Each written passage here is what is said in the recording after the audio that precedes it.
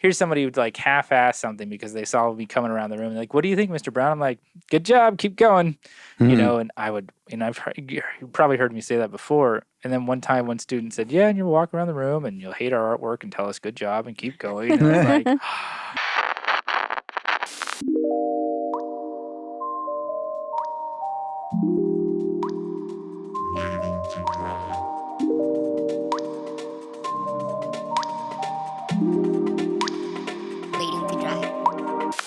All right, welcome back to a new episode of Waiting to Dry. Still the only podcast that is holding out for not doing a Zoom recording. We're still doing them all in person. So I don't know, for better or worse, that's what we do here. So my name is Sergio Lopez, and my co-host is Vanessa Walsh. And our guest today is Tony Guaraldi Brown. Guaraldi. Guaraldi? Tony Guaraldi Brown. Tony Gabutts Itch Brown. I'm going to fucking kill Josh. Guaraldi. Yeah. So this is what you do. Tony Guaraldi Brown. Oh my God. It is Tony Guaraldi Brown. That was the best thing. I think your friends are that's ever dyslexic. happened. Yeah. What's so funny is that they were talking about you like right after they saw you too. Yeah. And it's like MJ got it wrong, and then Josh just like, no, this is it. Like, but no. Guaraldi. Holy crap. That is an intro. That was the best. All right, I'm going home. Yeah. Quit while you're ahead. We don't need your services anymore. Oh. All right. So Hi. it's like, did we peak already in the first 15 seconds of the show? Either that or people have turned it off because they're like, what the fuck is going on here?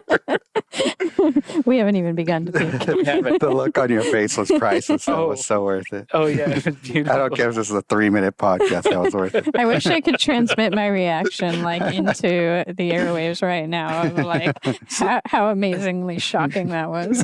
So why don't we just talk about that and how my whole life, how people have butchered my last name. Like Girardi, Garibaldi, Geraldo.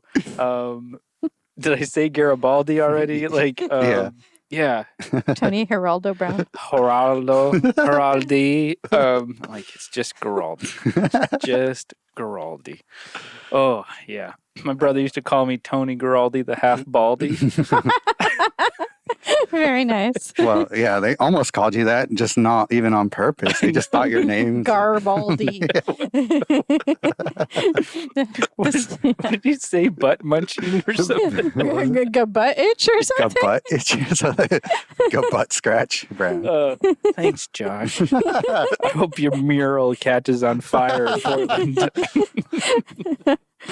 All right. Thanks for having me on. It's what we're here for. Yeah. Yes. I hope you feel welcome now. I do.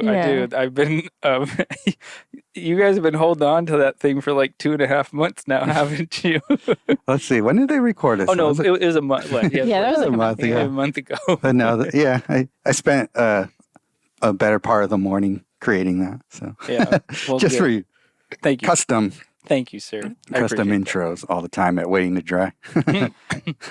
So how much of our audience do you think is gone at this point in the episode? Well, actually, Tony's episodes do pretty well. So yeah. Okay, they're just like, yeah, it's plenty Tony. of people who are familiar. I crack open the emotional vault and just let it all pour out. Man, that's true. It's like a train wreck of a human being. I can't turn away. Tony episodes get deep. They do get deep. I know. Whatever podcast you may be on. Well, people really enjoyed your take on Frida Kahlo, actually. Oh, yeah. Dang, that was a while back. I'm glad that they did. I like her a lot. I like Frida Kahlo a lot. But that was pretty evident by my response. Like, that woman is a badass. Yeah. I love it. Your expletive-laden I know. ode to I will try to Frida. rein it in a lot more. Fuck no, don't. Go wild, man. Yeah. Well, I felt bad because after that... Whatever you do. Watch your profanity. That's right. Watch your profanity. Yeah, after that one though, I was like, you are cursing a lot. You should probably rein this in. Perchance that some of your students or their parents find this by chance, or a future employer. Listen to him say swear words. How dare he? Poop. I'll just go through Oh, there you go. and hit that every time. A little late there. Well, who knows what was said under that beep? Right. Exactly. Well, how are you guys handling the quarantine? I guess we're almost done with it, I guess, right? It's Kind of. lifting. Seems like it's starting to get out of the woods here. I mean, yeah, there's we're in are we in phase 2? I think right we now? are in phase 2 where we could eat at restaurants and everything. And which we it have sounds done. like phase 3 is kind of coming June, more or less. We're going camping in June, Mhm. in late June, and our campground in Mono County is going to be open, so that's pretty cool. Nice. Yeah, Nice. so excited about that. So what is phase some 3? painting. I try not to pay attention to any of the news. I just made the mistake don't of blame like looking at the news today, and it was horrific. Oh God, it's so a dumpster fire. What does phase 3 like entail? Do we know? I want to say phase 3 is almost everything except like large venues, such as, bars, concerts, Sporting events. sporting events. Yeah. Right. But I actually think a lot of restaurants will be open for actual dine-in seating. I want to say, is that right? Yeah, and I think salons and barbers too. Yes. Oh, right. Right. Do you guys have a restaurant you're planning on going back to inside? Oh, good question. I haven't really thought about going inside. We've eaten at 2 restaurants in the past week since it opened, which is Hot Monk Sonoma and Fishitarian in Bodega Bay. Mhm. And I really enjoyed the patio dining thing. Yeah. Yeah. But yeah, I don't know. What I do you don't know, think? because like our main one was Ramen Gaijin, Which yeah, but we got that. takeout there. So Yeah. So I don't know. We'll have to think about that. I'll try and think of an answer by the end of this episode. Okay. Sounds yeah. just break in any time. What with a about random you? Restaurant name. And the funny thing is that as much as I like to shove food in my face, I am not much of a foodie. So like, there's not a place that like I really want to go to. Like, I would actually like to go back to Shady Oak. I'd like to go to Steve's. Oh yeah. Oh, sure. And just yeah. have a beer Yeah. with him. I haven't seen him in a while. So I wonder if their patio is open already because they is. keep talking about like food trucks. Oh yeah. coming Good through, point. So. Well, they have the food trucks in the front, which I think is Oh, okay. awesome how, under this quarantine, how people were adapting to try to keep their businesses alive. And yeah. so, like, having that storefront, and then Steve would bring food trucks into the front, like the front entrance. Right. And so if you're picking up your beer, turn around and grab some. And it was a good kind of win-win for both of those businesses. But Mhm. I'd like to go back there again and just, say hi to him and hang out for a Yeah. little bit, play some pinball. It's a really nice little community spot for us. Like where Yeah. our little art crew could hang out, Yeah. The site of many a drink and draw. Oh yeah. Many Yeah. a drink and Many draw. a drink and draw. Exactly. Yeah, and a few art sales of ours too. Mm-hmm. Yeah. Yeah. It's a good place. Yeah. Yeah, Yeah. it's they've always been, Shady Oak has always been, and a lot of businesses in the area, but Shady Oak has always been good to like the artists in the community, and Yeah. Sarah has always worked hard to make sure that like artists are incorporated Mhm. in that. Sarah's venue. been fantastic, and especially on like not like on like the other side of things, on like the business side of things. It's just, she's so good at that. Like Yeah. that whole aspect. It's super appreciated what she does for the community here. Mhm. Yeah, it's awesome. So I think I'd like to go back there and just kind of chill. But to be honest, I am not super excited about going and being around a lot of people anymore. Oh, me Yeah. neither. Yeah, that's something we've thought about quite a lot actually. Like. I don't know. I'll be watching things on TV and I'll see things like, a funeral where people are like right next to each other, and I'll be like, like, Yeah. how can they be so near each other? Right, you know? Their holy morning. Yeah. Right. It's weird. It's totally different, like status quo. Yeah. Yeah. Well, even, I was telling, you, Vanessa, earlier, one of the venues that I went to was a Stumptown out in Guerneville. Oh, uh-huh. And I was on their patio. And I just really have this, before this quarantine happened, actually probably even like last year, I was really more extroverted and more like, I'm really, happy to be around people and I want to be around people. And then even like the beginning of this year and then leading into the quarantine, I found myself really wanting to be more isolated. So for me personally, like not being forced to be around people was kind of like, well, this feels nice. Like I kind of I finally get to hang out with myself. Yeah. I agree with that to a degree. And like I talked about on the last time I was on this show, but me and Sergio have been using a lot of these opportunities to just paint and paint and paint and paint almost every day, you know, and I really feel like I've been becoming a better painter, you know, and now I feel like, oh, I don't have to juggle so many like different obligations. I can just like focus on this now. And this is like my time to focus on becoming a better painter and like giving myself the time for that. And I feel like it's so rare that I get that in my daily life, or I could just like work on what I want to improve my, you know, my skills or whatever. Yeah. So I really appreciate that right now. Yeah. Yeah, that's definitely been something for me, like just getting back into practicing from life again. Yeah. Something I just didn't have the room for in my schedule, really.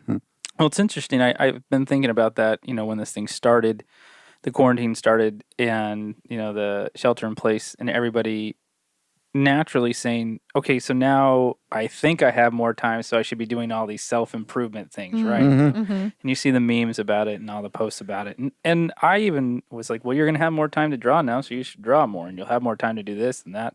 And there are things that I focused on, but I also realized that I'm probably drawing less now than I was like when I'm teaching. I think I work better when I'm busy. And when I have free time, I'm just like, man, I'm going to go for another walk. yeah, I get that. I've been in that place before when I was like on disability. I thought, yeah, I'm going to have all this time. I'm going to like go back to school and I'm going to get all these things done. And then it's just like, no, you're going to be exhausted and you're going to be juggling your other regular obligations. And it's like, you're not going to do all those things, you know, maybe a tiny fraction, but you're not going to, You do realize what you really feel is important to yourself. Like when you find that you have all the time in the world, more or less, that you're like, okay, what are those things that I actually do get to?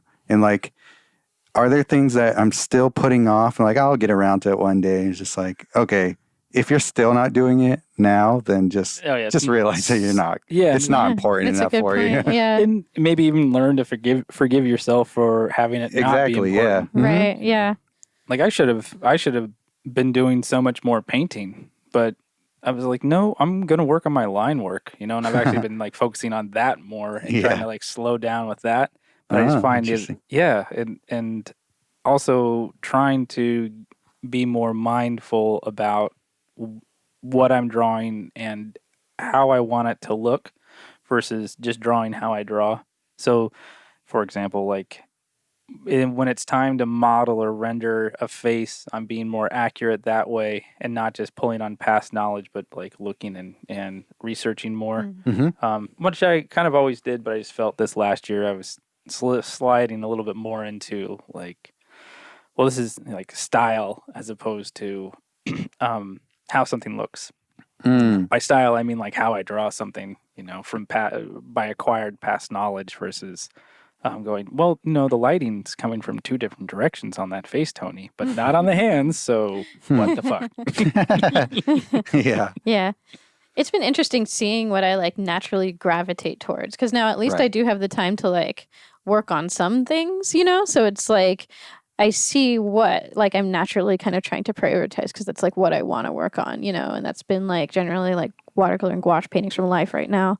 So yeah, I kind of appreciate having the freedom to like learn what I really like want to do right now, if that makes any sense. And I'm not getting stressed out by like commissions or even juggling like a social life or anything like that, you know? So. Damn social life. Getting in the way of my art practice. I don't even remember what it's like to have a social I am your social life right now. Pretty much. But I don't mind that at all. Well, that's good. Yeah. So Vanessa, why did you pick gouache? Like, why are you going after that? Well, so it's interesting. I mean, we're in our studio right now. You can see some of my paintings on the wall, but I have a habit of like when I paint in watercolor, I'll kind of like slop on the pigment like super thick. And I don't really, sometimes I will use the transparency of the watercolor to my advantage, but there's certain ways you could do that in gouache too. Yeah. But a lot of times I'm just like painting the watercolor on super thick and like not really using it as intended. And that's kind of like how you're supposed to use gouache, more or less. Right. So I just thought that I would be kind of have a natural tendency towards it. But I also feel like it's a really nice, easy, and portable medium. And for whatever art I do, a lot of times that's pretty important to my motivation, that I can just like set it up real quick and do it. So yeah, I've been finding it just to be like a really convenient medium to work with. Also, Sergio and I's friend, Heather Ian Martin, is a gouache painter, and I really love her work, and I find it really inspirational. And she's the kind of person who could just like sit down and do a painting from life and then just like have something amazingly beautiful like almost every time, you know? Yeah, like she'll just like paint, like this would probably actually be something that she would paint is just our podcast equipment right here. Yeah, or just like random stuff in her kitchen or random tools in her like toolbox or something like that. And it looks like really amazing. And she does it all in gouache. And I don't know, I found that I don't know, I just kind of got inspired by her. She'll probably listen to this and be like, oh. Yeah, so I saw her work, I think, because you reposted something of hers.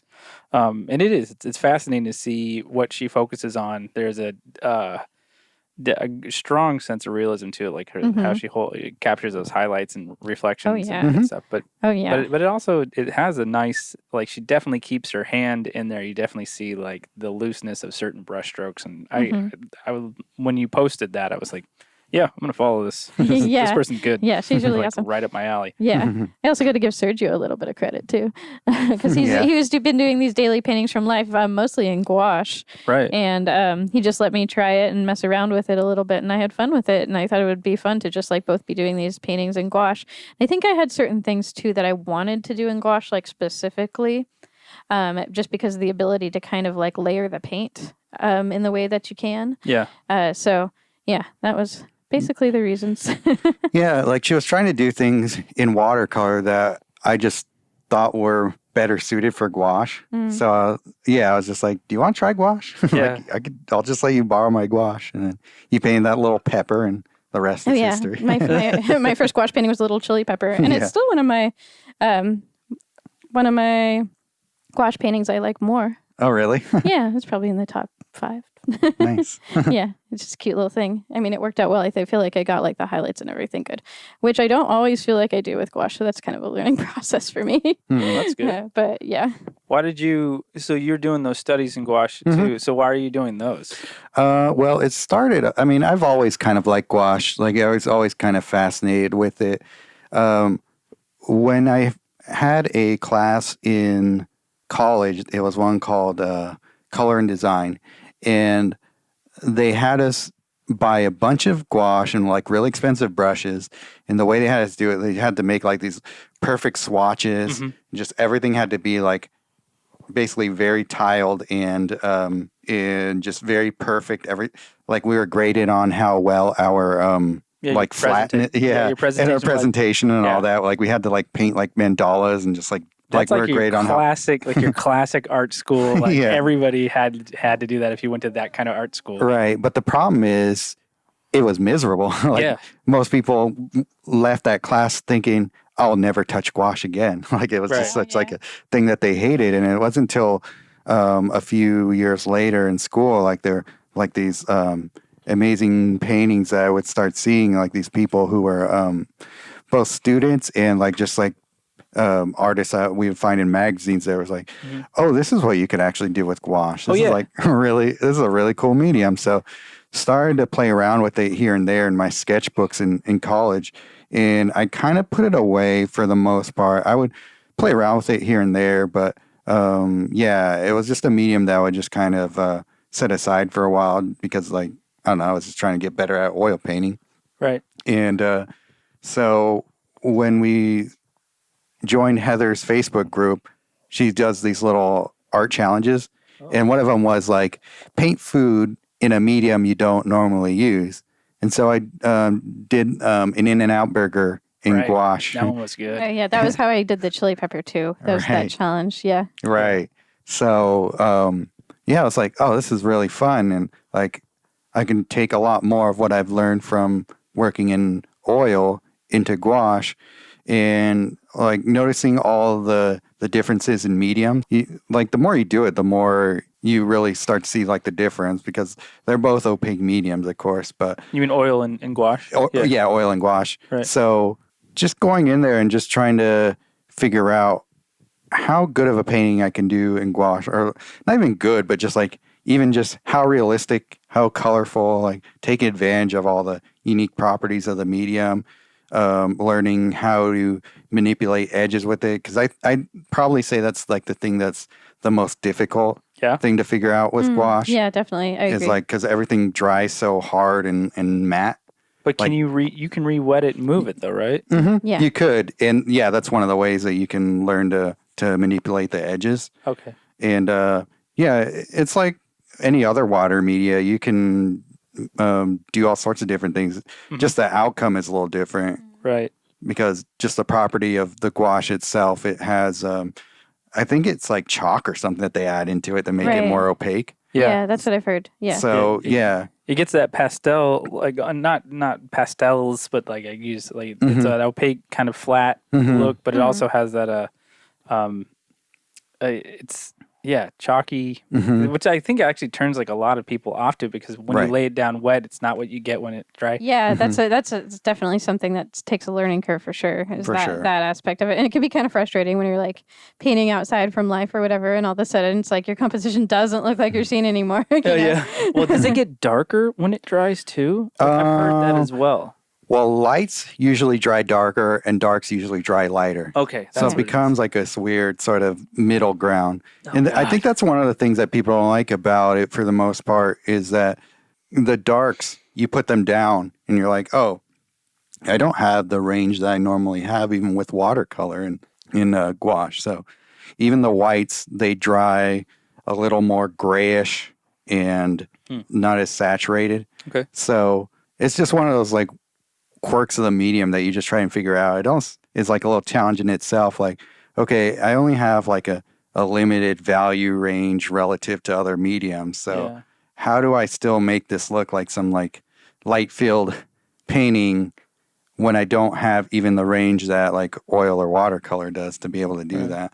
So it really, if you really get into it, it really forces you to learn how to mix color well.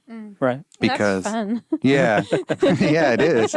Because like it's really hard to make transitions between colors and values if your paint has already dried on your canvas or on your paper. Yeah. So you just learn like, okay, what are these you almost have to like tile the color in some ways. Yeah. Or like you a can, puzzle. yeah, exactly. Or you can do like wet into wet. Like watercolor. Like watercolor. And there's also other ways where you can take a brush and actually dip it into two puddles of color. That's that James Gurney method right there. Yeah. One interesting thing about gouache and painting gouache from life outside is in plein air is adjusting on the fly while your light is also changing. So that's an interesting challenge I find when working with it. And it's kind of fun though, working with that challenge. Yeah. And there's things I love about it that are, to me, superior to oil. Like you can... Whoa, I'm sorry. Ooh, wow, that just came out of your face. Yeah. All right, lay it on. Shots fired! Take that oil painting.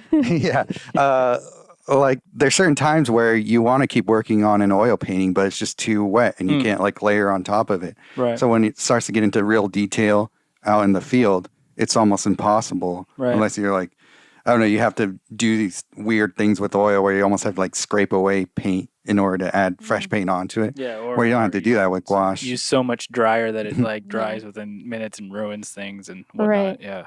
That was one of the things that like made me want to try gouache too, was the fact that like you can just paint on top of the dry paint and it dries so fast. I'm like, there's so many interesting possibilities with that like method that you could use. It's not always quite so cut and dry though. Like it won't always just like perfectly layer on top, because sometimes you're going to be dealing with like a little transparency or a little too much water or whatever. Right.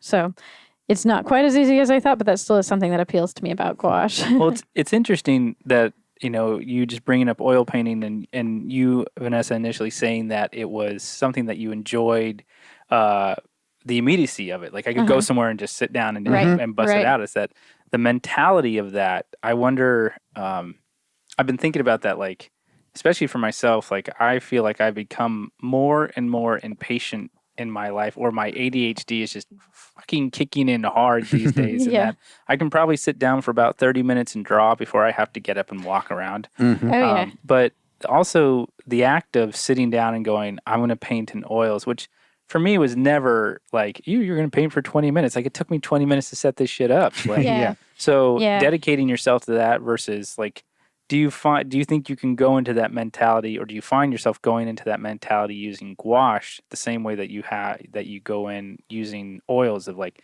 I'm going to spend more time with this, I'm going to use more time? Or do you feel like the immediacy pushes you through it faster and pushes like makes you work faster or speed through it at times, or be impatient? For I me, guess. for me personally, especially as someone who likes to really work outside, kind of on the fly, like making parks my art studio or whatever. Right. Like immediacy has always been an appeal to me. So like from my beading to gouache to watercolor to just drawing, everything has been kind of like easily portable, and that's kind of been a obstacle for me in oils. Just my mindset doesn't like let me get to that point. Even though whatever method I am working with, I still achieve like that flow state where your mind kind of locks in. Like even if it's just like, oh, I have 20 minutes to work on this and then I have to go. But yeah, I'm sorry, I didn't mean to totally take over that No, question. it was for I felt both. it. Yeah, I felt It's it. for all of us. Yeah. I was just curious about you guys. Well, with gouache, it's a water media, so there's no solvent, no fumes. So it's way easier just to work on it in my bedroom or wherever. Right. And so you don't have to worry about that kind of thing. Cleaning up is way easier. Like I rarely have to actually like wash my brushes with soap and water when it comes to gouache. Just wet it and put it on a paper towel. Yeah. Yeah. And it doesn't really affect the paint that much or the brush that much. You can just pick it up and use it again the next day for the most part.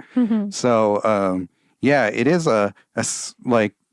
it's a little better suited for sketching in that way, where it's like you can just take like a sketchbook and you don't have to worry about like priming the I love that. the surface or anything like that. So you can do like in your sketchbook you can present it in a nice way. Even you just tape off your edges. And, you sell paintings from your sketchbook all the time. Right. I'm always so impressed by that. I never would think to like, oh, I just did something in my sketchbook. I'll just like nicely crop it fancily and sell it. Yeah. You're very clever with that. Like you would never even know. Well, I didn't invent it, but yeah. Oh no, I know, but still. I guess, one of the things that I think about sometimes and growing up the way that I grew up in like the ceremony of martial arts and practicing that for a long time is I think also the ceremony of actually like creating art, as well. That's why I kind of brought up the oil painting thing. It always felt like, which is why I don't paint that much, is the ceremony of like having to sit down. I'm going to lay out all my palette. I'm going to put out all my paints, especially for those people who like clean their palette off every night. Like my friend Frank Ryan, like he cleans off his palette every night. And I'm like, what the? No. But there's a ceremony. I wish I was that disciplined, but no. And there seems to be like a ceremony to that. And I wonder if it lends itself to having the painting become more important because you're creating this importance of the act of making it versus the immediacy. Therefore, because I was looking at this old Frank Frazetta book and looking at his old paintings, and I've noticed this actually about a lot of those illustrators from like the 50s and 60s, where their studies were all in gouache, and it's probably same for just further back. Their studies are in gouache, and their finished pieces are in oil painting. But you were saying that you actually like the gouache a little bit better than oil for certain things. And so do you think you could achieve that level of, let's just, for lack of a better word, level of greatness in your work with gouache over oil? Well, I could just show you some Zorn paintings in gouache and be like, okay, yeah, you can do whatever you want with gouache if you really want. That's good though. I mean, because like what's the those fucking watercolors. It's goddamn watercolor. Yeah.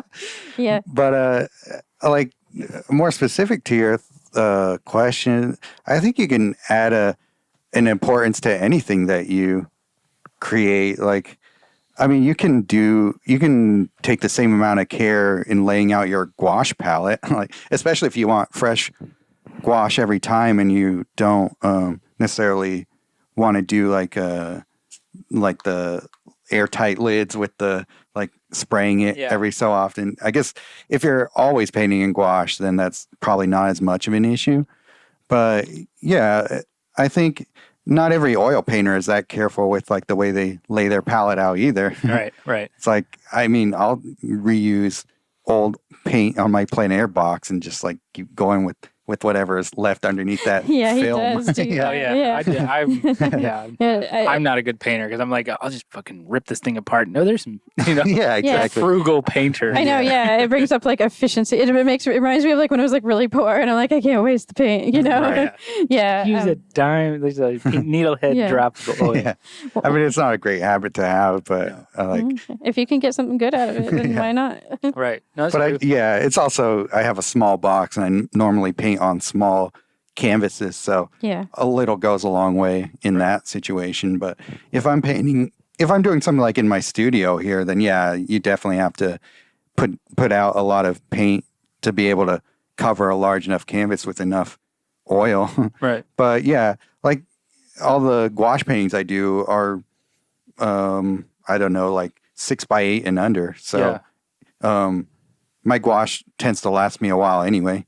Mhm. And like I do a thing where I have it like on this little like sponge thing, and I don't always do the mixing with the paint on there. I usually have like the lid to this thing yeah. where I do the mixing. that lid is such a mess. It's so funny. Yeah. He just Well, has the like, problem all is- these layers on it. Yeah, what I used to do, and I finally wisened up to not do this, was I mixed the gouache, like the regular traditional gouache and the acrylic gouache Oh. together. Yeah. So when the acrylic gouache dries, it dries permanently. Yeah. So what would happen is I just end up with these pools of paint that are just permanently on this lid.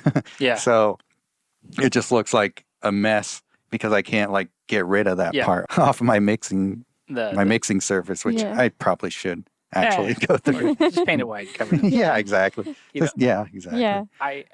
It's good to hear this, and I'm asking you guys this question because I Are you mentioned. thinking about getting into gouache? Well, I've got some, and it's okay. It's not quite my thing. For me, I think watercolor does what I need it to do. But then again, like that, I've done the portrait I did. That gigantic painting was in gouache, It right? was in, Oh, right, in yeah, yeah. acrylic gouache, yeah. So Oh, like okay. it was a 3x4 foot painting in acrylic Yeah. gouache. Uh-huh. That thing was huge. Yeah, it was a little big. It was Yeah. a little bit of a beast.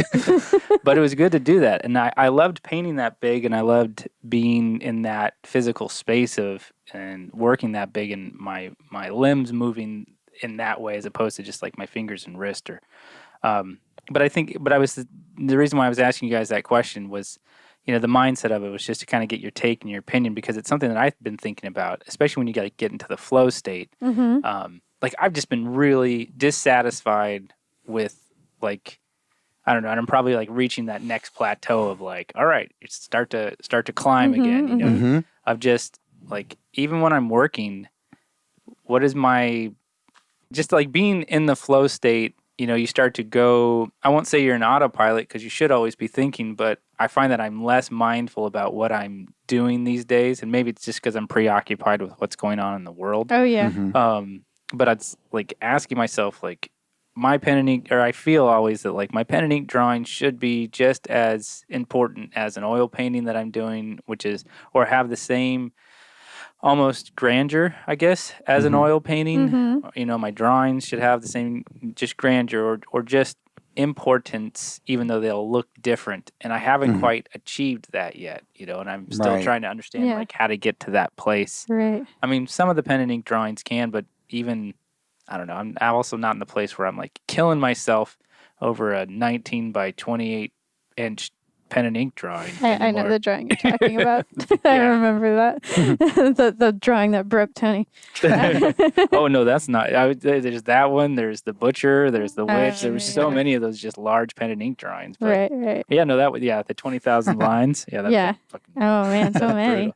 But back to the effect of oil painting and gouache. One of our challenges in our art group is master study. And at first I wasn't even sure if I was going to do it because I couldn't figure out what I wanted to do. But I love Winslow Homer. I love like big, crazy storm waves. And it was just like, I want to do this big, crazy storm wave painting. But I haven't really been focusing on oils at all lately. And I don't really have much experience in it. So I'm going to try and do it in gouache and see how far I can get in that. So I think I'll learn a lot from that. Yeah. I think I really will. So Oh yeah. it'll be fun kind of obsessing over it too. I think it'll be good. Yeah. Whenever I get the time. I have so many unfinished paintings right now. It's absolutely ridiculous. So I need to knock out a few more before I start anything else. Waves feel like they would be like painting a wave seems like it would be the same as like trying to paint a cloud.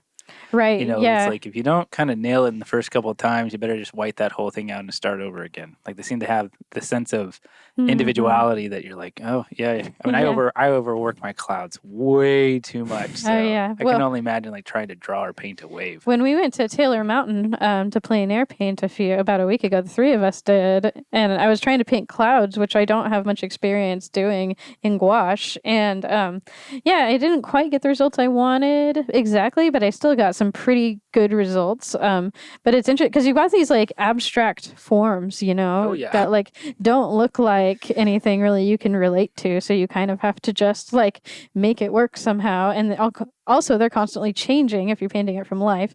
Though I had never tried to paint a wave from life. Well, never say never, but not like an up close wave.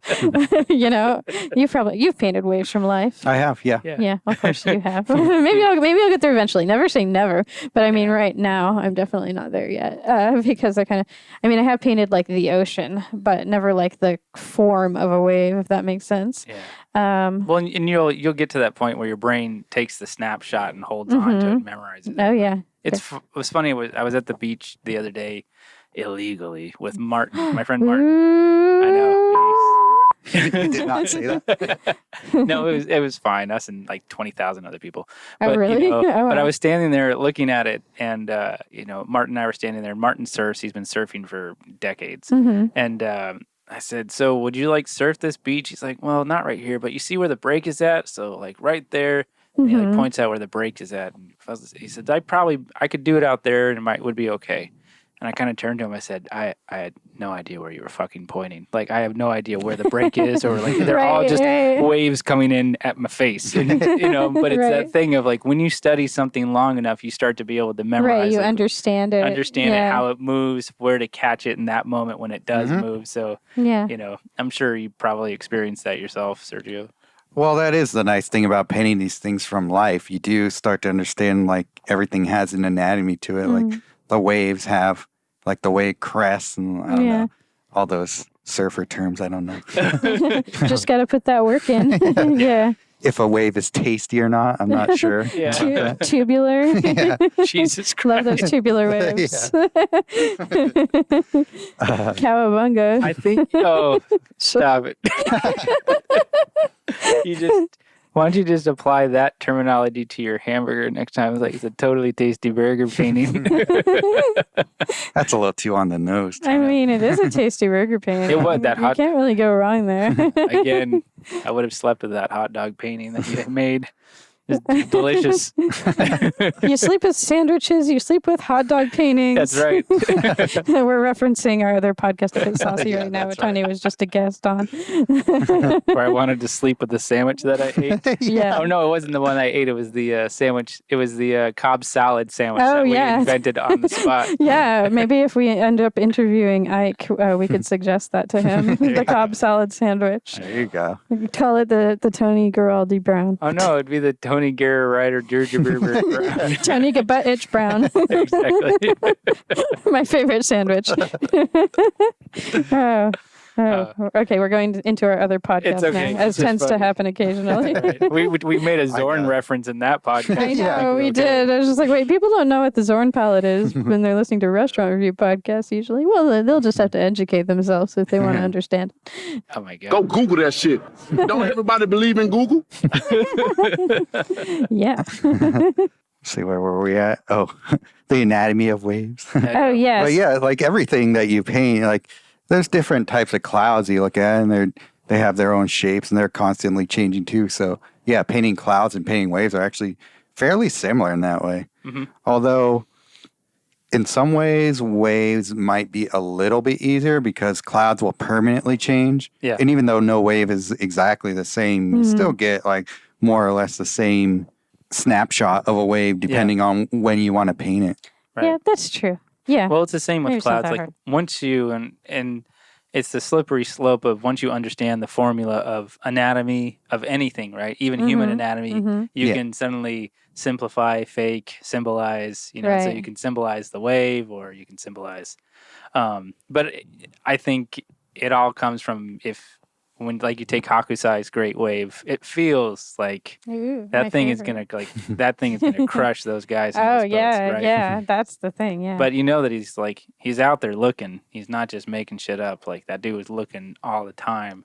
And so yeah. I mean but understanding the anatomy of it. Understanding the anatomy of a cloud, like how those guys, you know, like all of Miyazaki's, you know, background animators, like their formula to make a cloud. And it's like that shit always feels real. And it's like, well, because those dudes studied making clouds for like hours and hours and then Right. replicated that. Well, when we plein air painted at Taylor Mountain, the clouds were really crazy that day. Yeah. And I don't feel like I was able to replicate what they looked like, but I do feel like I was able to replicate somewhat realistic clouds. Yeah. You know, so it's just like I didn't achieve exactly what I wanted, but I still like was able to achieve clouds just by like somewhat understanding what they look like. So I was proud of that in that moment. It's all a learning process for me. For sure. Like I remember I tried like 3 times to really try and like capture like, I don't know, as realistic as possible as I could. It wasn't like till the 3rd time where I just really simplified everything and just let it be as suggested as possible. I was like, oh, I like that a lot more. Yeah. Well, that's what it seemed like, you know, getting back to like using the gouache, and it almost seems like that medium, and maybe this is, you know, me being too simplistic, but almost because that medium, you can be specific with it, but it almost asks for you to be more impressionistic and more, you know, deal with the feeling and the ideas of what this is supposed to look like, and less of like, this is total, you know, photorealistic accuracy.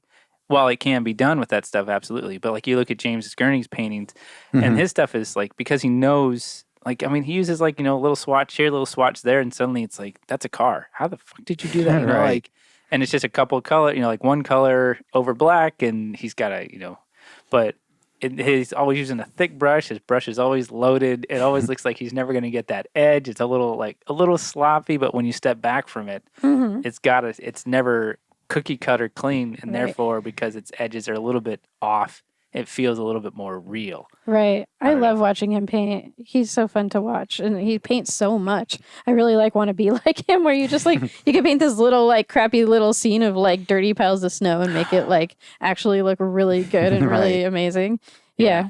So much better than what it looks like in real life. Yeah. Yeah. Do you think that guy sees, like, do you think he has more rods and cones in his eye and therefore picks up more color? Or do you think he's just pushing his imagination with color to create something more fantastic than, because you see the pictures in those videos and you're like, that is fucking like, I never want to live in that town. 3 ever. dirty storefronts. And like, then, and then yeah, he paints it's the this picture and like, beautiful- I will live there forever. I will live in that painting forever. I mean, I put a lot of it to like devotion. Like I liked him when Yeah. I was a kid, you know, and he's not even that old right now. And he's been just like painting and painting and painting and painting for like, you know, however, like 50 years, you know? So, Yeah, I think it's just practice, really. yeah, Just, so he's just always painting, you know, like every single day. I know you why he's able to do what he does. But I wonder if Right. like the intellectual, like if he just sees things Right. more than we Like see he has it more of normally. a capacity. Because Yeah. his capacity to like pick up things is like world renowned. It's like the guys who teach like color and theory go back to him and say like, you should look at this guy because he knows what he's doing. Oh, yeah. And I wonder if that's, you know, if it's just genetically he has a little like advantage, or if it's just some kind of intellectually. innate ability or, I don't know. I think it's just like a brain-eye connection that is just really developed for himself, like in a way that like a musician would do the same with their like being able to hear music and play it or whatever. I think it just really comes down to it. Like, I wonder if like way down the line, if like thousands of years of the Gurney lineage, like Yeah. just he Right, evolves maybe. their eyes to become They're super like evolves. seeing guys. His line is going Yeah. to be like the superior artist Yeah. line. Yeah. Because it's like, yeah, we evolved so that we could sell tons of videos on Gumroad. That's right. Yeah. Yeah. Can I nerd out and go back to Hokusai for a second? Vanessa's nerd. Yeah, go right ahead. Okay. Well, this is kind of in the same vein. So, The Great Wave is part of a series called 36 Views of Mount Fuji. Mm-hmm. And some of the views, one in particular, is of basically the gargoyle on top of a castle with Mount Fuji like way in the background. Right. But the thing about it is, during that time, I don't remember when he lived, like a couple hundred years ago. Yeah. think so. No human being could have possibly seen that view. Right. But it's this crazy perspective of like the mountain kind of framed behind these castle.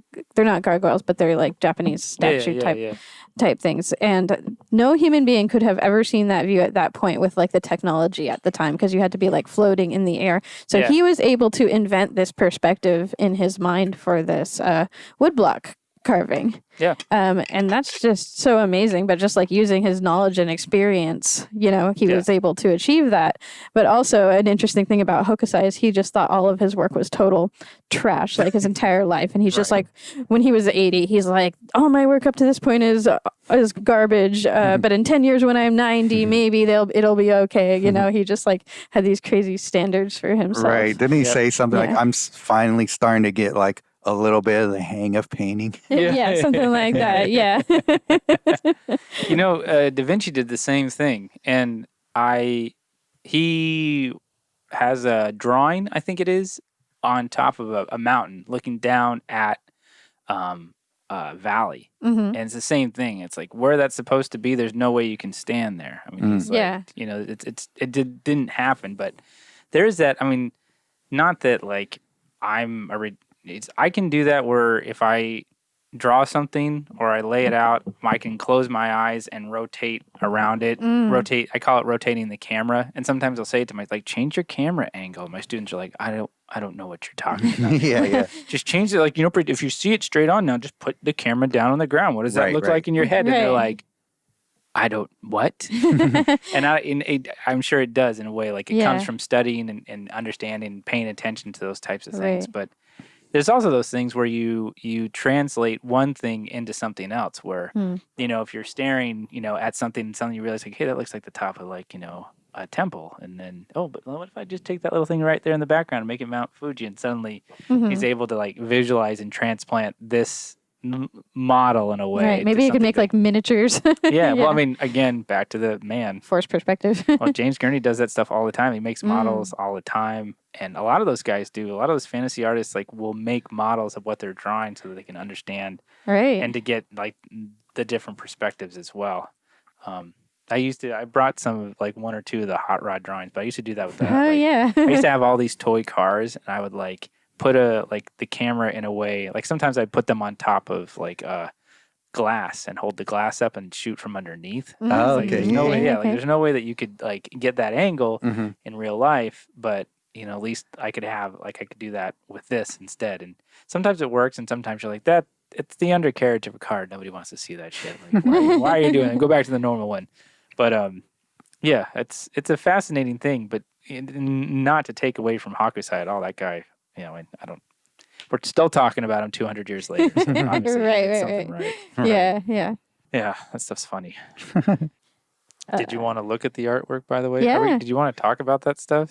Yeah. get into So that? one of the things that we decided to do for this episode was to bring in old work of ours, and I went way back in the vaults, and so we each have a few pieces of artwork from our early years, and I don't know, for me the whole idea was just talking about like our evolution and like what in our past was still kind of relevant to what we're doing today. I don't know if there's like a through line between like what we're doing then and what we're doing now. And I don't know. I just thought it'd be interesting. Yeah. Well, maybe for Vanessa, you're like running away from your past at this point. Yeah. No. Mine's so emo. It's so sad. My little emo high school self. gone like you just went like the other side of emo. Now it's just like flowers and happy. Yeah. Right. I don't know if you can be heard right now, Tony. Oh, maybe not. Oh my goodness, I've never seen this stuff before. Yeah. This is fun little show and tell. We'll have to post these with the episode notes. Or episode whatever you call it. Right. Let's see what we got here. These So are big. I've got some. Yeah, Yeah. Did you always work big? Yeah. So when I went to Sonoma State, they always encouraged us to like. The teachers that I had kind of had this macho. They incorporated it from, I think, the abstract expressionists, like the New York School of Abstract Expressionism, where like, real men paint and we're men and we're feel our art, and it's a very odd kind of, like. The word is escaping me where two things basically they're opposite things of the same thing. Anyways, it's not redundant. Anyways, I'm sorry. Wait, what? Yeah. Basically, these tough guys talking about their feelings in their art, through their painting. And you had to be like a real man and paint. It's like, wait, you're a fucking artist. Like, right. Yeah. And but it was a lot about going big and making big marks and big gestures and just being bold and outgoing in a very sensitive process. So yeah, I mean, sometimes we would all chip in and buy like I think one time we managed to get, or it was donated, like I think a 4-foot long roll or 6-foot long roll of that kind of brown it's like manila paper. Oh, okay, sure. Yeah, and so we all just like, I think I did like a 6 by 8 foot graphite drawing Oh wow. of actually the cone nose kid, Oh. Elliot now, but back then he didn't have a name. And in fact, so I brought one of the etchings I did of him. Oh wow, an etching! How cool! In undergrad. So that was one of the last etchings I did at Sonoma State. Wow. And there's always, it's. I guess before I even knew how to really talk about it, just the duality of just the characters. And so this one that we're looking at is a very large cone-nosed character looking at a very like kind of grimacing and almost sneering at a very small, stoic-looking naked cone-nosed figure. And both of those, just it always comes back to the same thing of those kind of traumas that you have or those things that you struggle with kind of overshadowing and overpowering you, and how can you stand, how can you face them and stand tall even if you feel very small in front of them. So this has a lot of this etching. It's got aqua tint. It's got some soft ground on it. Aqua tint's where you lay a powder over it and melt. It's a rosin powder, and you melt it on there so it makes little dots. Oh, cool. And then you block out the areas that you don't want to be etched by the acid, and the other areas will get dark. And sometimes you can even brush the acid on with a brush, and it gets kind of like an ink wash effect on the metal. Okay, so you're doing this on the metal. Yeah, it's on the metal, and then you ink it all up. You ink up the plate because it's been bitten in, and the crevices hold on to the ink. That's super interesting. Yeah, it's a really interesting method of creating work, and it's so process oriented and so like chemically based that sometimes you can become very. It's like listening to those super amazing technical guitars for like those prog rock bands. And like, this guy can fucking shred, and it's really soulless, And other times you can find somebody who is maybe a little bit sloppier, but how they use the materials, how they use the notes and the scale, suddenly they're speaking volumes. So I did this. And yeah, I think by that time I'd been adopted this cone nose character for a while, and had been speaking with him, and he was just kind of the thing that I could kind of use to express my feelings, because I wasn't really good at doing that. I was good at being angry, and that was about it. And then let's see. So there's that one. What else we got? Those wings kind of look like the wings on mine. Oh yeah, right, yeah, exactly. Because it's like I didn't know. Yeah, you get the idea that they're wings. There's feathers all clumped together on a branch, Right. but You did all the little lines. it's not a wing. Right. It's just. I mean, it indicates. Yeah, right. It's the impression of a wing. Yeah, it reads. Yeah, this one Oh, look at that. I never finished this, but it was probably I think I did this one around 2006, maybe 2005. Yeah, probably about 2006 or 7. That's and- cool. Oh, yeah. Yeah, and that was where I was looking at a lot of different cultures and kind of their I ideas. could see that. Yeah, and so there's some Aztec culture in here, but also like the vulture, the egret. But again, for some reason, just still like whenever I wanted to talk about something that was overwhelming or personal, I'd always like kind of slap that cone nose on the figure, and that was like kind of symbolic of like that's me, So I see. but again, interesting. like if you look at the subject matter, again, it's this smaller figure fighting this larger, or That's confronting. a theme. Even now, that's a theme for you, huh? Oh yeah, it always is. Yeah. I think shit's. Did you understand at this point what you were doing there? Like you had that purpose in mind, or was it just a thing that just came out of just It came out. It was always like so that you couldn't even like help it? It just like yeah, and that's usually for me. That's probably a good description of like the symbolism and the process, like of this overwhelming thing that I have to confront and deal with. And then the details come into place, like what I want this thing to really look like. So that's when I do my research, but it's usually like a larger figure. It was for a long time, that larger figure. But I would never look, the funny thing is that I would, in my ignorance, would focus on what the drawing looked like and what the figures looked like, what details I would add to make them look interesting or powerful or scary or whatnot. But I wouldn't really focus on like, what's this about? Like what's, but here's even looking at this drawing right here. And I didn't realize it, in fact, until just right now that, there's a knife that Elliot uses in the Hadrian and Elliot story. That's that knife right there. That knife has always been there. Oh, nice. And also this a is little world building going on. yeah. and this is a skull with snakes coming out of its mouth, Right. which is the Gorgon in Oh, Hadrian the okay, Butcher. nice. Okay. So way to recycle your symbolism, Tony. Well, I really like the way all of the animals look in this. Like they look really cool. I really like the style you put onto this. I mean, and I really like the way my eye flows all around the page too. It really gives kind of like a spiral almost. So I don't know. I really like this piece actually. Yeah, it's cool. I like it a lot too. I enjoyed it. I enjoyed it a lot.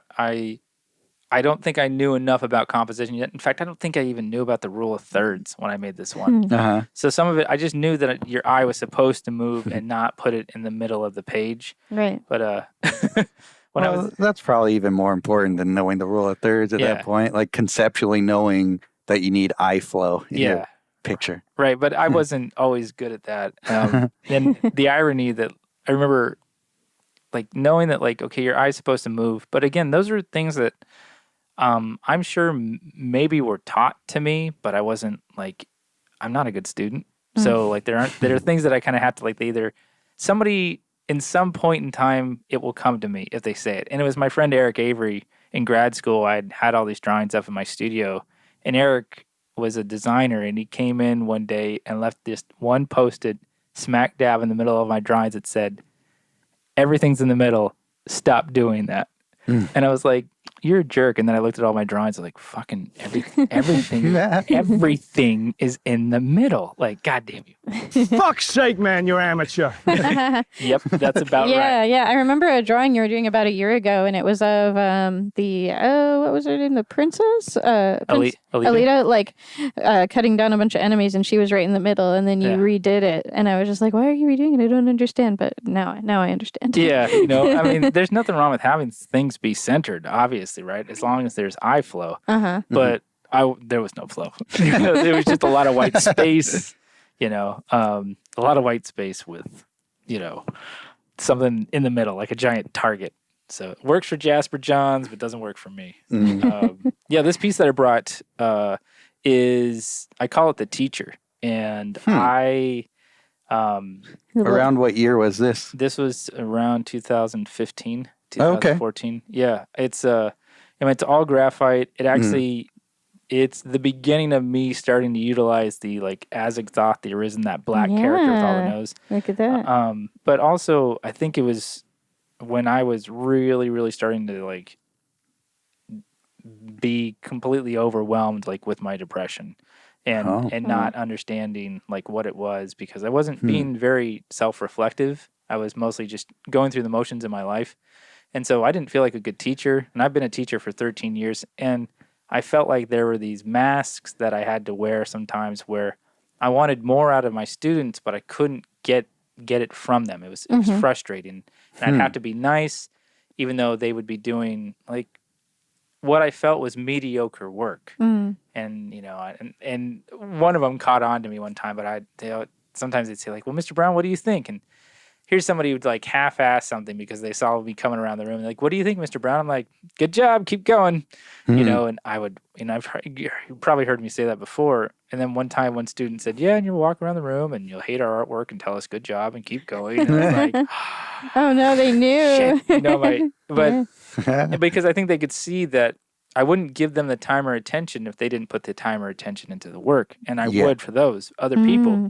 Oh yeah, this is a very symbolic piece, knowing that. Yeah, and so now, like, the kind of the spikes and the cone noses stretching out the mask of the face, and trying to just look like, and also just trying to look like a normal human being, and kind of feeling like a monster on the inside, was difficult. And again, it's funny, my friend Catherine, who I was just talking to last night, I had posted something and she was like, "Hey, I'm just calling to check on you." I'm like, "Yeah, I'm good. I'm actually having a good time. What's going on?" She's like, "I don't know." She's like, "I saw your post." And I said, "Oh, it was just overwhelming with everything that's going on with the quarantine and friends losing jobs." She said, "Yeah, you're kind of the type of person that lets your feelings rule, your life." And I was like, "So?" Yeah, But I can relate. That sucks. right. And and sometimes it makes me a very loyal and wonderful friend, but it also causes a lot of problems. Like, it has caused a lot of problems in my life, and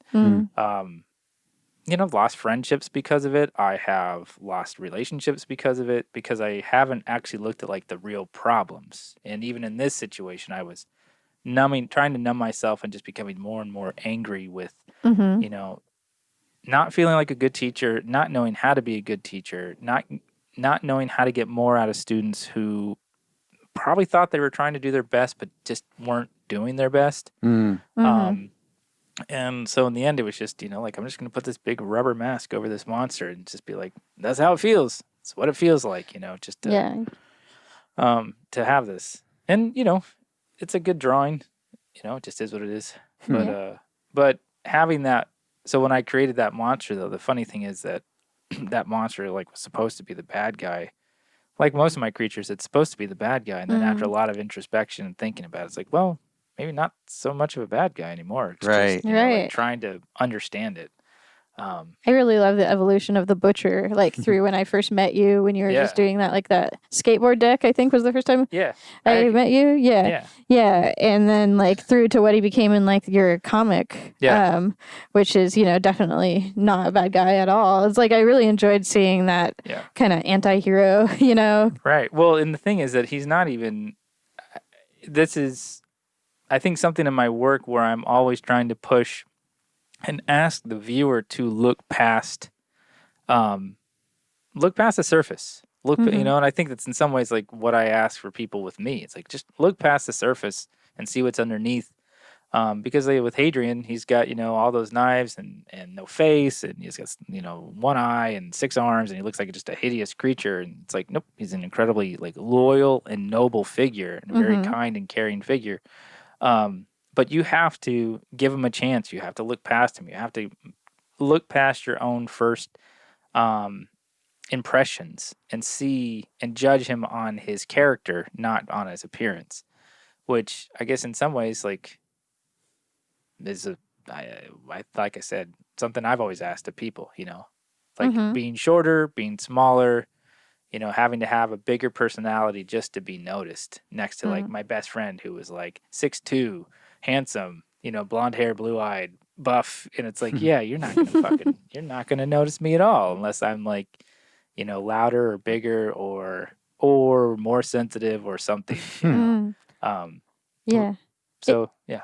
It's interesting the way you draw him because he's got all these scary elements to him, but just something about the way you draw like his movements and stuff, and his poses and stuff, like you could tell he's a sympathetic character just based on the way you choose to like kind of illustrate how he is. So that's always kind of interesting, and it is like look past the surface thing, but you do a good job in like portraying the kind of character he is despite those like external scary things. A lot of that is his hand gestures. Yeah, totally. That's what I'm like, thinking about. Yeah, he does like, the holding up like, no, it's okay, Yeah. He's usually like, he has a lot of John Singer Sargent hand gestures where it's like one finger out and the other fingers kind of come in a little bit, a lot of those, And he's got a lot of hands. He's got a lot of hands. Because those are usually, that's the only way that he can really, his arms and his hands are pretty much the only way that he can express it. Now I can cheat like the brow of the eye socket a little bit to kind of like hint that Right, 'cause he's got no face, but because he has no face and no facial expressions,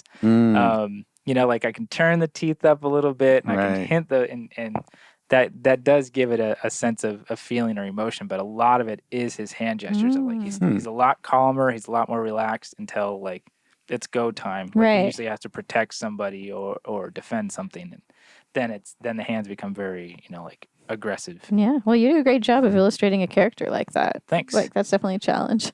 That's interesting, giving yourself that limitation and seeing like if you take away this what's typically known as like the main mode of human expression, which is your face.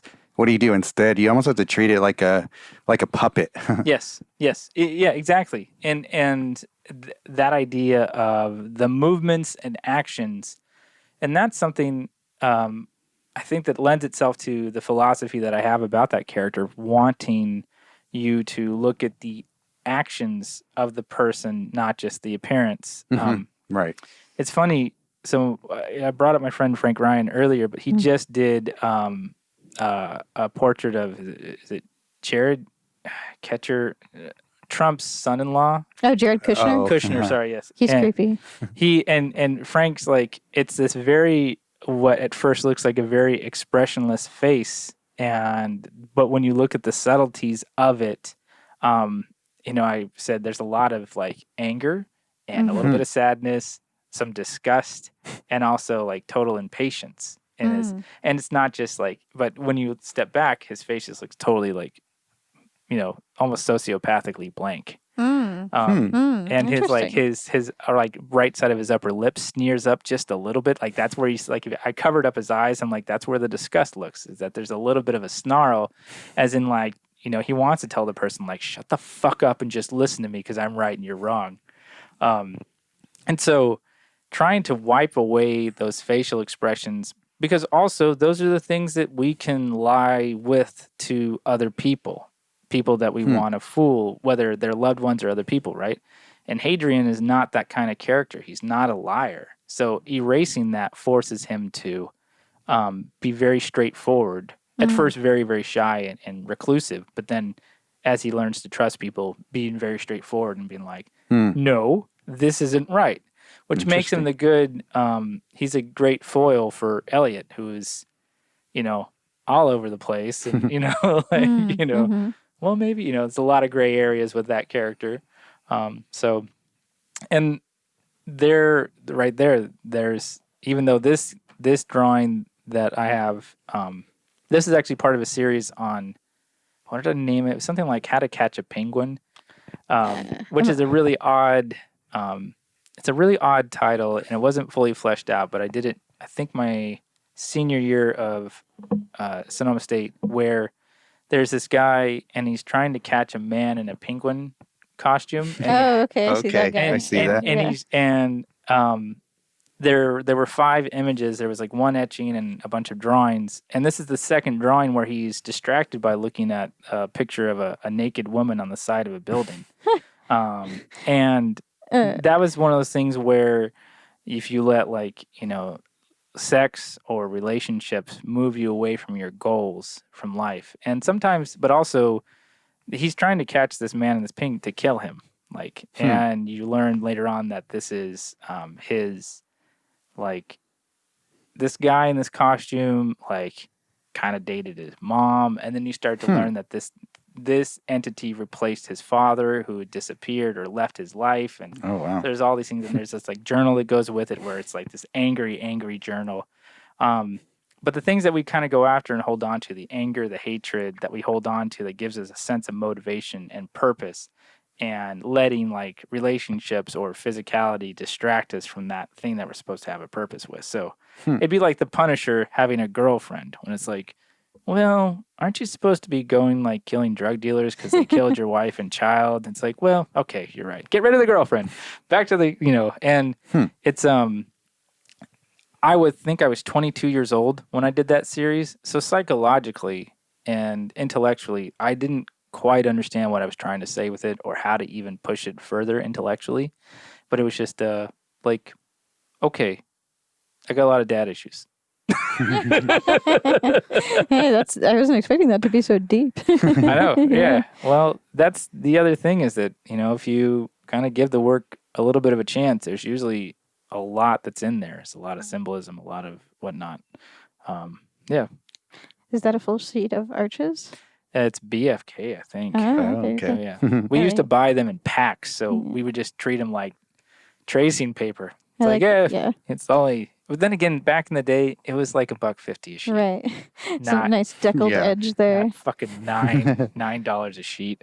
So yeah, that's some of the work that I brought in. Well, when it comes to like telling a story in an image like that, like how much do you feel like is necessary to try to tackle in one image like that? That's a good question, and it's something I've been wrestling with my work probably for the last 4 or 5 years of oscillating between loving comic books and that like you have all these separate images to slow it down a little bit or speed it up in a way, I guess, versus being like Peter Paul Rubens, where you've got one shot to tell this snapshot of this giant allegory, right? If you're going to do Samson and Delilah, like which part of Samson and Delilah are you going to pick?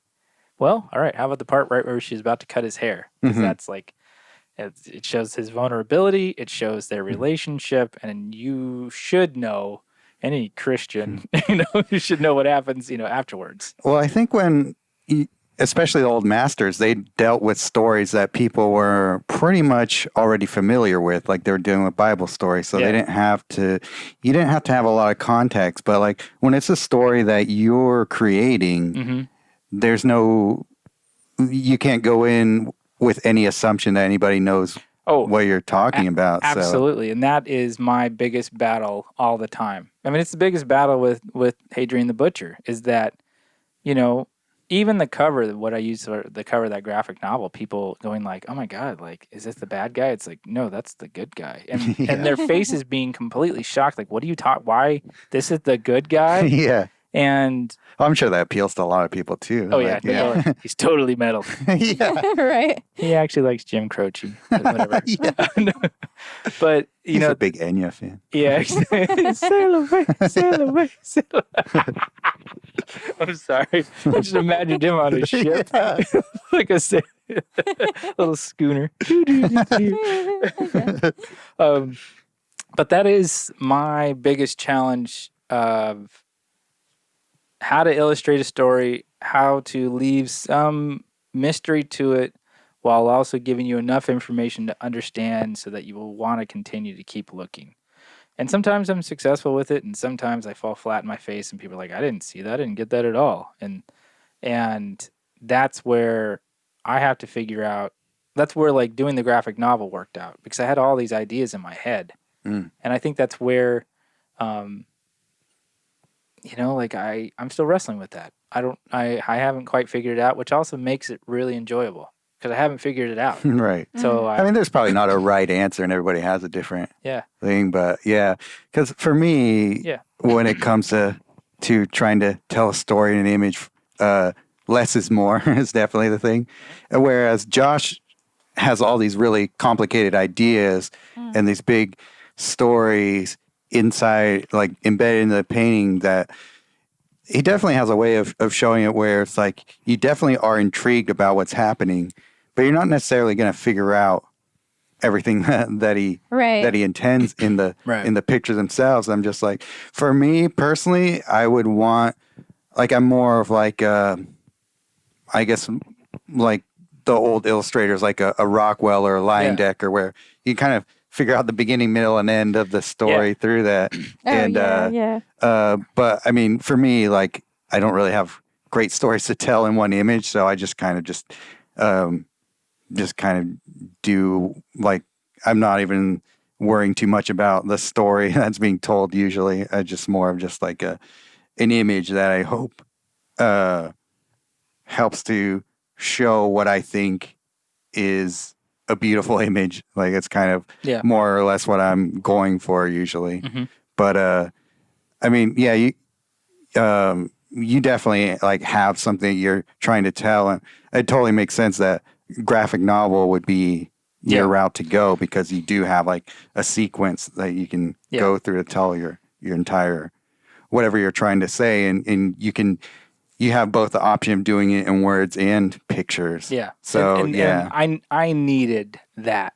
You know, having all those drawings for Hadrian the Butcher, I wasn't even going to write it. You know, I remember I was telling you, what about, 4 or 5 months before, it was a year ago about this time. I was on Waiting to Dry, and I said, I'm not doing the book anymore. And you're like, what? Like, I'm not I remember that too. I was shocked. Yeah, because I was hype on that. Because I couldn't see an end road. I just saw like the whole valley that I was supposed to cover, and it was and I didn't know what to do with it until I had enough faith in myself to say, I think you can write this story. I think you can just find a way to write this stuff out. And once I was able to do that and figured out the key to that, which was you're not going to actually write a story, you're going to make a journal. And journals can be loose. They don't have to be, the syntax doesn't even have to always be correct. It's a workaround, but everybody will get the general idea.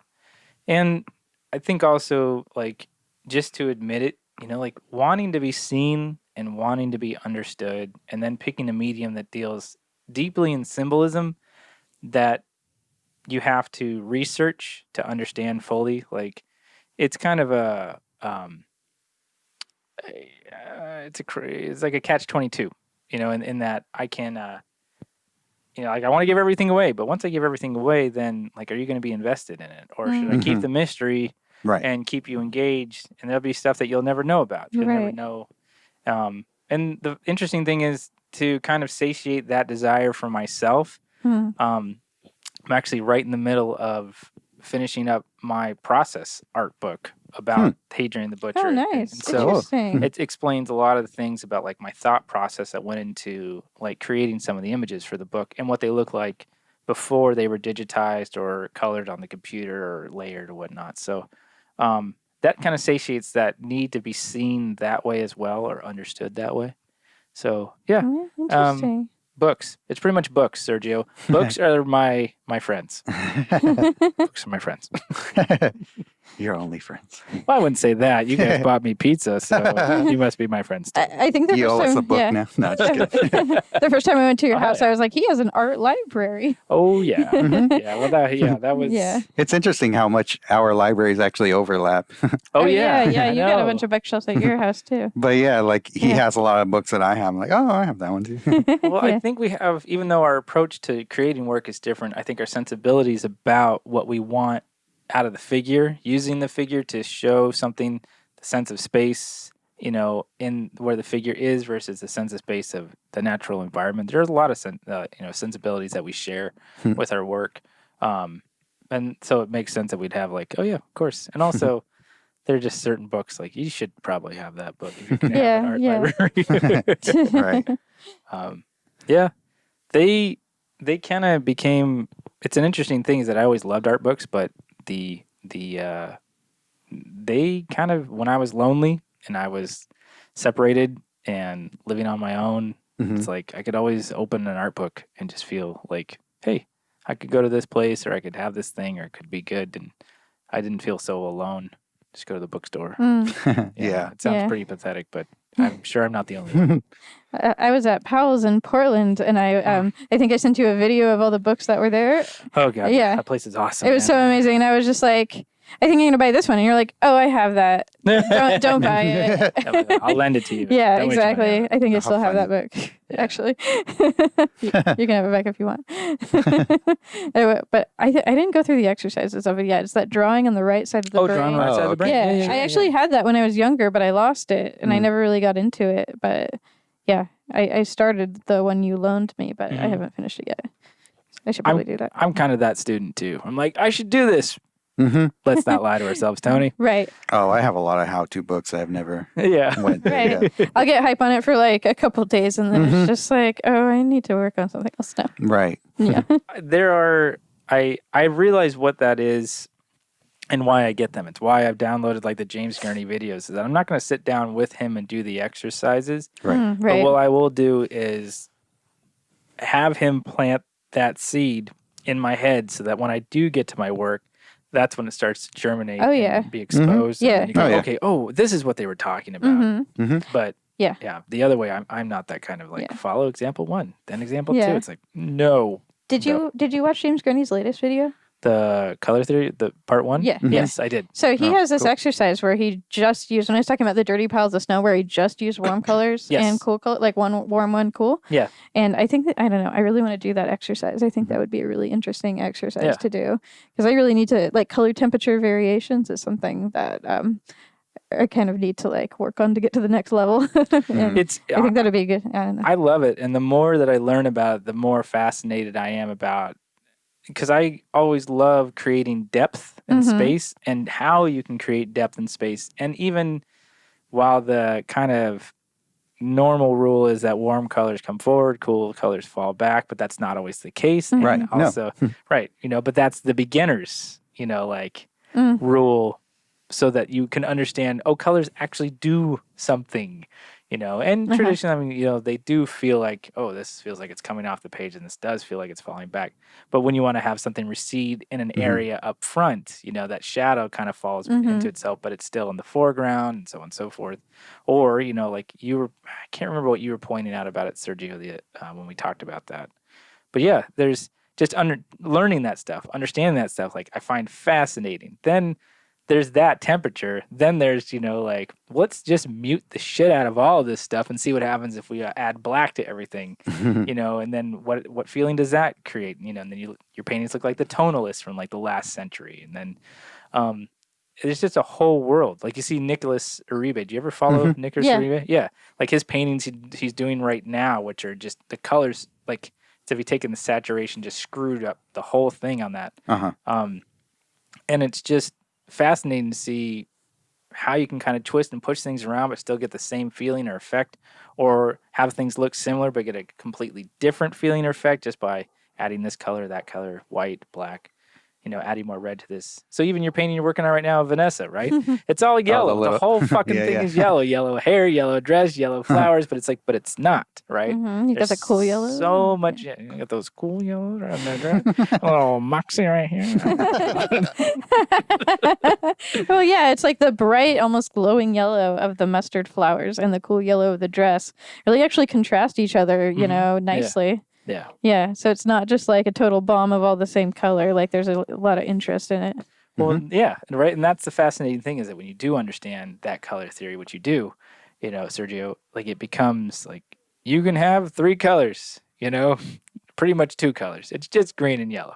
The painting is green and yellow, but they're not, and that's. It's the colors that dominate, but it's pretty full color palette that I'm using inside of it. Yeah, but no, absolutely. I mean, there's a little. All the modulations are done with all sorts of colors on the spectrum, but yeah. And that's the fun thing about it, right? That's like, in some ways, using your own personal gamut, but instead of the color wheel being everything, the color wheel is yellow, and you're using like a internal gamut of like, I'm going to put a little bit of red right next to on the dress next to the arm, to warm it up, to have the skin reflecting onto the, Exactly, and that kind of stuff. It's like, damn, hot damn. Color theory. Yeah, yeah. Shit gets me excited. For someone who works in black and white primarily, you sure like your color. Because all of those drawings I see in color. That's the only way like I can render is to imagine. Like I mean, it's like Hadrian wears a white dress shirt and a white apron that's covered in like years of blood, which I also laugh like, how long have you been wearing those clothes, pal? Like you must stink. But everything is always in color. Like even when I'm drawing, plants or anything, I imagine what it's like in color so that I can understand how the light hits it and how to render it. Right. And and then, then it makes it even more exciting when I actually do like pull out the watercolors to go like, ooh, what can I do now? Oh yeah, I love it when you put color on something. A lot of times it's like a very striking difference. Yes. I'm trying to be. No, I'm not. I was gonna say I'm trying to be a little bit more subtle with it. It's like, no, you're not. Don't fucking lie. I remember when you did that bull painting, and it was just like shocking, like red and blue. Yeah, that's in Martin's living room. Actually. Oh, nice. Yeah, no, that was a really rad painting. I remember people were commenting like, "Why is it so bright? Why did you choose that?" And I don't know. I thought it came out really cool. Yeah, it's like because life sucks right now, and I need something bright and wonderful to look at. Yeah, it was pretty cool. Thank you, everyone. Thank you. How did everybody get in my room? So the pictures of flowers that you take, do you ever like convert them to black and white, just like see like, oh, this is what it would look like if they were just value? It is a trick that I will show my students, but no, I don't. In fact, I don't know why, but if I am looking, in fact, it's almost better sometimes if I see something in color, if I'm drawing it in black and white or graphite. It's just, I see naturally with color. And if I desaturate it, I'm not trying to, it's not a value matching exercise. It's a feeling exercise. Okay. And so I think that's why, like I have a very impressionistic stance on how I create things. So I wanted to, and I'm not like those guys, they went through all of the exercises, but that's what I'm going for. So I don't need the accuracy. I need to know, like, I'm going to use this medium, and it's only going to have one real value to it, which is black, but I'm going to use it to I'm going to stretch it out so it covers the whole gamut of, like, light to darks. But then I also want to add on top of that what it would feel like. Maybe if I can imagine it as a green plant, then maybe you can also imagine it as a green plant, and then it doesn't just feel like a black and white drawing. It feels like a drawing of a plant that you can imagine that's done in a way that evokes, like Charles Dana Gibson, the old pen and ink illustrator. He did a lot of high society women. I mean, he's known for the hairstyles that he created. But when you look at those drawings, they're not just black and white pictures. They're pictures of people. They're drawings of people, and you can imagine the areas they're in, the rooms they're in, the gowns they're wearing, and it feels like a world of color, even though it's done in black and white. That's what I'm trying to always strive for. Yeah. Sometimes I can do it, sometimes I can't, but that's what I strive for. I see. Yeah. This reminds me of our friend, Lauren, I don't know how to say her last name, Erlacher?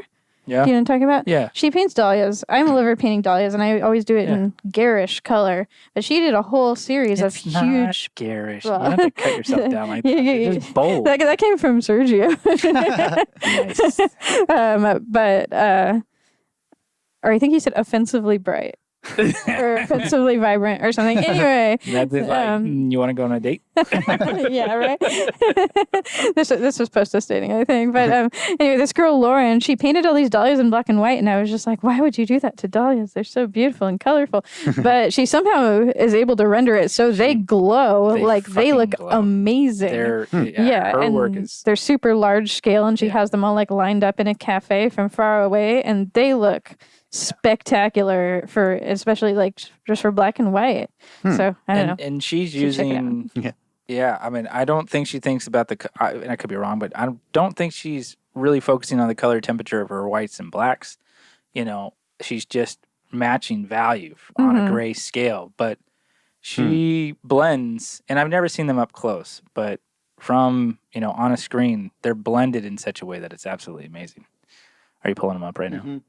Oh yeah, totally. Yeah. Oh yeah. No, there's this. The other good thing is that my friend Andrew, when I was in high school, gave me this advice because he loves studying art, but he always said, like, in every drawing that you have, you should always have, even if it's just like the size of a pinhead, something that goes like absolute black. Mm-hmm. You know, you should go black in just one spot, so that you suddenly create a broad scale. You can't go any further than that point. So now I know where to end and where to begin.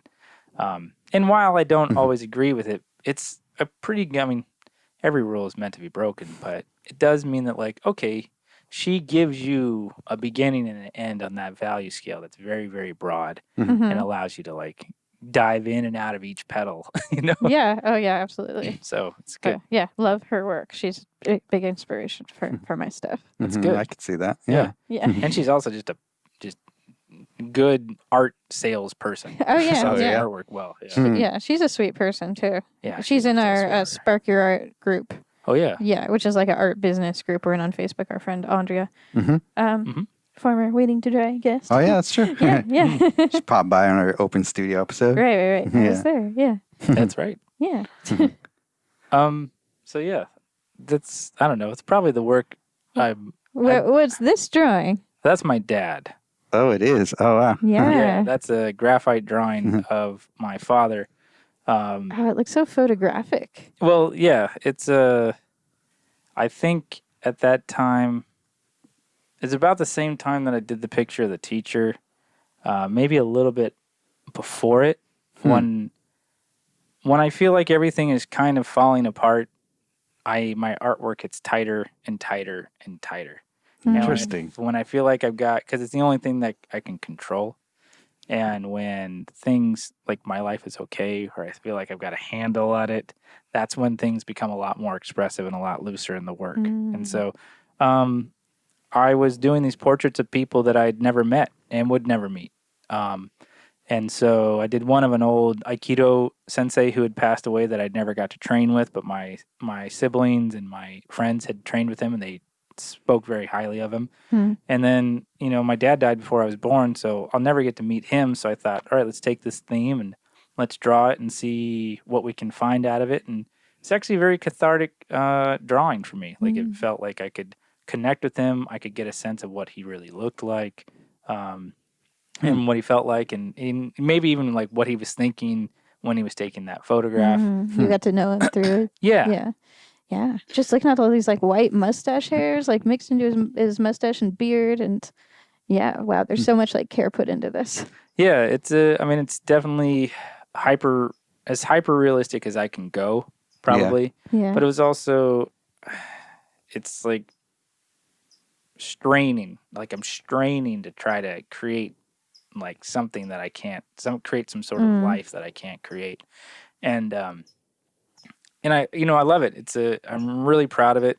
I'm glad I did it, but it's also not who I am as an artist. It's what I can do as an artist, and sometimes it's what is needed to be done. It's like Anselm Kiefer? No, not Anselm Kiefer. Gerhard Richter does these super hyper realistic paintings, and then every once in a while he'll have just this really like painting is the only way, like the onomatopoeia of what his painting looks like. And he calls them his black dog paintings because they're total outliers. So you'll have these hyper realistic paintings, and then this like rainbow painting where he's taken a squeegee and just smeared the whole thing. That seems like that's all he's doing these days, though, now. He's probably given up. Yeah, I haven't seen, I realize that, like, he may have just been like, It seems like it. I mean, that's what he was showing in that documentary. right, yeah. And that work doesn't, that type of, his ideas of expressionism that way don't speak to me at all. Sure. But even though I love expressionist and abstract artwork, yeah, just this one, it was just being tightly wound. Just tightly wound and needing some way to kind of control, or not being tightly, the exact opposite. Yeah. Being tightly wound, and then suddenly it snaps and everything starts falling apart. And the only way to kind of, that I knew how to keep things together was to kind of draw it. Like, I could control my You draw. could control this. Yeah. This reminds me of something you said to me once, which was like, don't worry about showing them what you can do. Do what you want to do. Yeah. You know, and it's interesting to see this in like your evolution since then. It doesn't mean that that philosophy, which I still stand by, Yeah. it doesn't mean that you're always going to be consistent, and it doesn't mean you're always going to get the sales, because I think a broad amount of your art community wants consistency from the work. And I'm sure both of you have dealt with that in your own sales. Oh, yeah. You know, but then if you keep making those transitions and following what's true to you, people pick up on that honesty. And maybe that's why I like this drawing, is that it's an honest drawing. It's not like what I, you know, and also like, can I do this? Could I go this realistic? Can I go this hyper detailed? Yeah, I can. Which I guess I do that anyways, don't I? Yeah. But I wouldn't, I didn't think that I could do that. And then suddenly I did. That's interesting what you were saying about what you can do versus what you want to do. Yeah. And I think that's part of why I like doing the recent paint trips, because it's a mixture of both. Yeah. Yeah. Like there's this middle ground that I figure out there where it's like, I want definitely a certain amount of accessibility, but I'm really honestly painting things that I want to paint. Like I definitely like, if you told me to paint a still life of something I had no interest in, it'd be the worst thing in the world. Fuck that shit. That's why commissions can be so hard. Oh, yeah. Unless you work with your client and find some emotional investment in what they're asking of you.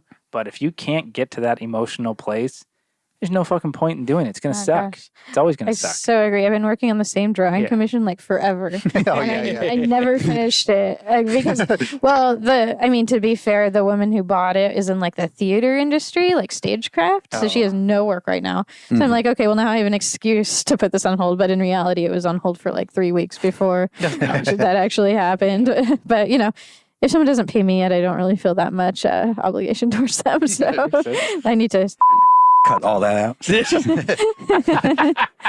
I doubt she's listening. Yeah. I mean, suddenly the commissions just stopped coming in. well, she's pretty understanding when I'm like, you know, I'm going to put this on. I was honest with her. I was just like, well, given the situation, I'm just going to put this project on pause so I can work on other things right now. Right. And she said, okay, well, let's keep in touch. I was like, okay, yeah. But here's the thing is that, like, there's no real reason I would ever want to paint a hamburger, you know, an In-N-Out hamburger. But for some reason, you found some Don't sort knock of... it till you try. Well, right. But you found some emotional... Like, what did you do? Like, what was it that captured your interest to want to paint that? I'm really just painting things that are in my life that I feel like they're not, like, obvious, like, sentimental things. Right. But they have a certain amount of, like... I don't even know what word you would put on it, but it's like we just ate Acre Pizza, right? Yeah. And Vanessa and I have just like fallen in love with with this pizza because we talk about it incessantly. Like, we should just get Acre Pizza. We have like reservations for a place to go. We're like, should we just go get Acre Pizza? Exactly. Yeah. Anytime we bring up Acre Pizza, I'm like, oh, I want Acre Pizza. Yeah. Oh, we still have some Acre Pizza right now. We sure oh my do. god. Oh my god, that is a rare. This is gonna happen after this podcast. Anyway. But I think it's for me a like trying to find this intersection, like that Venn diagram of like what would look good, what do I find fun or interesting to paint, and what will people enjoy seeing. Yeah. People connect with it is the interesting thing. Like people like your paintings, they connect with it, or if they like the thing depicted in your paintings and you depict it well, they'll connect with like that painting in that way. So it's like a simple, a simple pleasure. Yeah, like I did those McChicken paintings, and I found this like ardent following of like people who would defend McChickens in their life. It's so weird. Like I took a bite out of one. I was like, this isn't that good. Why did I have such like fond memories of a McChicken before? You do? Yeah. Well, it's like, it's just like nostalgia thing more than anything. Yeah. Like the $1 menu McChicken. Right. Yeah. Right. But it's just like, no, Popeye's chicken sandwich is better. But Well, yeah. but like there's still people there's like a Facebook page of people who are like I forget the name of it, but it's like it's like a Facebook group of people who just like to talk about the McChicken sandwich. It's weird. That's fucking weird. So Yeah, I there's made niche. it onto the page somewhere because a Facebook friend of mine like posted it in there. That's awesome. Somebody was just like, well, if you paint another McChicken, I'll buy it because like I'm obsessed. Like, Did he buy it? I don't know if it was that person who bought it. But did you sell both your McChicken paintings? No, I'm sorry. Can we just say that sentence one more time? Did you sell both of your McChicken paintings? The fact that you've got a McChicken painting. that's hilarious. Like Josh found that hilarious last week too. 'Cause he was like, "Do you ever think you would say like my McChicken paintings are selling more?" Like I forget it was something about that. Yeah. The McChicken series by Sergio Lopez, fine artist. Oh shit! But hey, It's give the kinda- people what they want. But so you're painting what interests you, and that Right. allows you to bring your best effort into it. Sure. And you have to have that. Now you take that, and suddenly once it's done, and this is what my teacher taught me. My Bob Nugent, my teacher, he said, once it's out of the studio, you're done with it. It's not yours anymore to like. So that's when it can become a commodity, and that's how you take what you did, and then you sell that to McDonald's as their prints that they put up in every single restaurant, and that's how you fucking make money. You And should then- do that. And then it's like, I'm not selling out because I actually really enjoyed making that painting. Now, if it's the other way around, where they're like, we want to commission you to make a McChicken sandwich painting, and you're like, what the fuck? Like, I mean, I'll still do it. Yeah, you should definitely do it if Thank- they offer thank you you. that. but I think sometimes, What's your art budget, McDonald's? Gotta be lying. yeah, oh, come on, so much McDonald's. Yeah. But that is, I think, in some ways, when people talk about how do you make a living as an artist, like I think that's the only way that you can survive being, like I said, you've got to find some emotional connection to what you're doing. Otherwise, you're just going to hate it. You're going to burn yourself out. You're going to just be unhappy, and I think there's plenty of people, it seems ridiculous to us, but I think there's plenty of people who have zero emotional connection with what, they're contract artists, and they have zero emotional connection with what they're doing. They just do it. And it's like, ugh, why the fuck are you doing that, man? Do Yeah. something else. Yeah, like there's so many people I know who work in video games or used to work in video games. Yeah. And they're just so, I don't know, maybe it's grass is greener type of thinking, but they're always so envious of fine artists who get to choose what they do all the time. They don't have to, make a sprite character or whatever for a mobile game.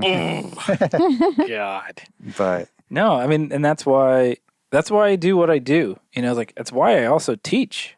It's like, one, I love teaching and I love connecting with the kids and trying to find some way to make their days a little bit brighter in the hellscape that is high school. But also, and I like teaching them art. I like teaching them that. But also, it's a steady paycheck that I enjoy doing, which allows me then to go, I can paint whatever I fucking want. I can draw whatever. I can produce the book that I want. And I'm not reliant on having to draw a sprite character for a video game. But that's the trade-off that I make. right. It's also harder because nobody knows what I do, even though I can probably draw just as well as those guys, who work for an ad agency or whatnot, who have a bigger name because they're part of this product that's sold.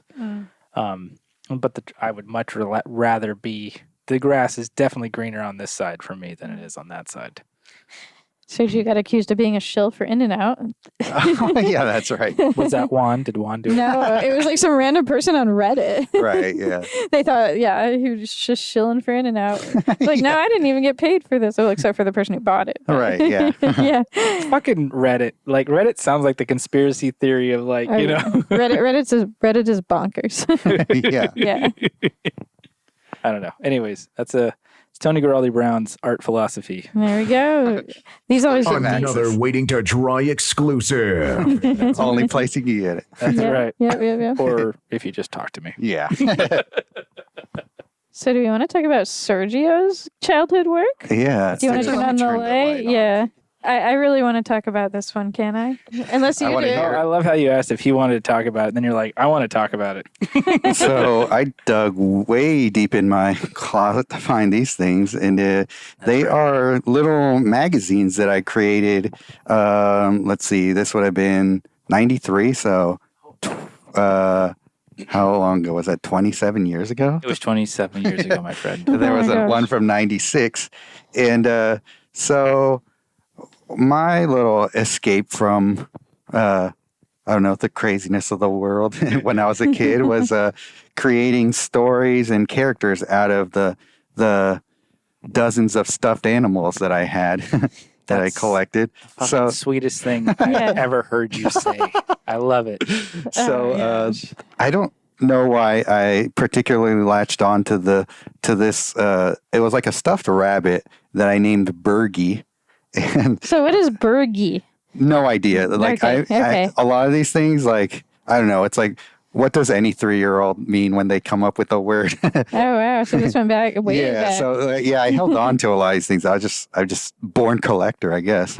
So I just had all these little cutesy stuffed animals. I just created things out of them, and so it then morphed into my next passion as a child, which was video games. And I was just obsessed with especially Super Nintendo, and to the point where like we used to subscribe to like Nintendo magazine. It wasn't a Nintendo Oh my God, Power that's and right. shit. Oh my God, I forgot about that shit. Yeah. Electronic gaming, all those like. So I was like, I think this carries on to me to this day, where I'm just like, if I see something I like, I want to create something like that. So I look at good art. So I'm like, oh, I want to create something like that. So I loved magazines, so I decided to like create magazines and like video game magazines.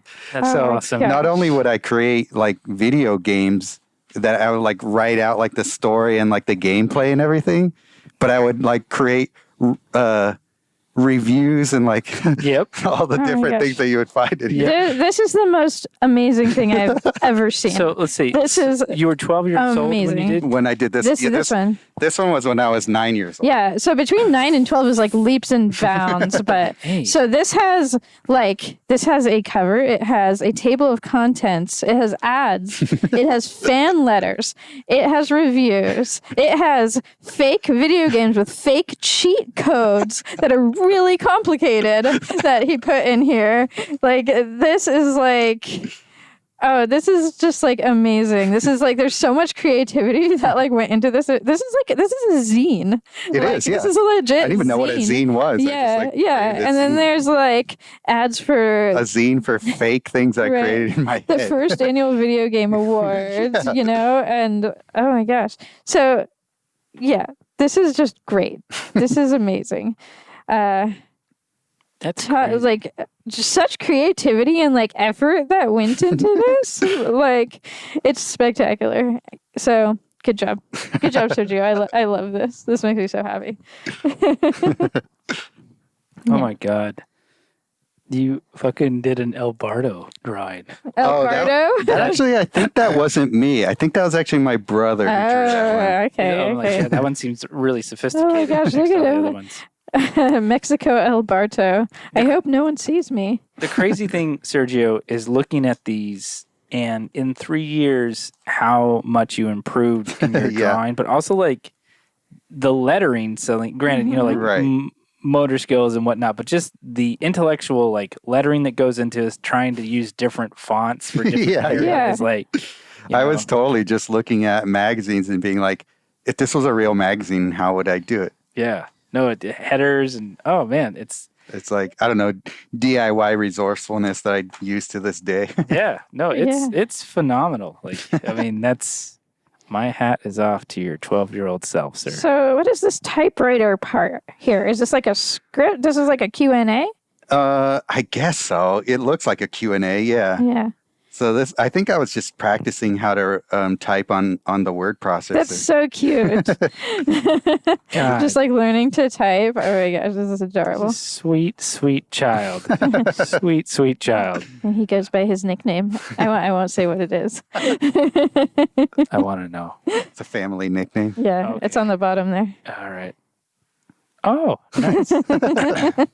Now you know. He knows the secret. I hope you don't mind that I told him. Another waiting to dry exclusive. For them. Through the two of us. Yeah. You guys will never know. To dry secrets. Yeah, Secret time. I was like shocked when I found out. Like his family was like, how are they pronouncing your name? Oh, yeah. I was like, oh, that's not what they're not. That's not what they're saying. It's like a totally different. Anyway, wow, we're gonna really frustrate our listeners here. So sorry. Oh, everybody. I'm definitely going to have to do like a little flip through of that and put it on the feed for that. Oh, you should, man. I mean, like, it's just, and also, it's just fun to like be a human being, you know, and like, you know, we just know Sergio, this guy, you know, but like, it's great to see this, like, yeah, you know, like totally nerded out. And Well, it's interesting looking at that because as a kid, I totally thought that I would get into doing like video games, but I wanted to be, I guess basically these days, what I would be is like an indie video game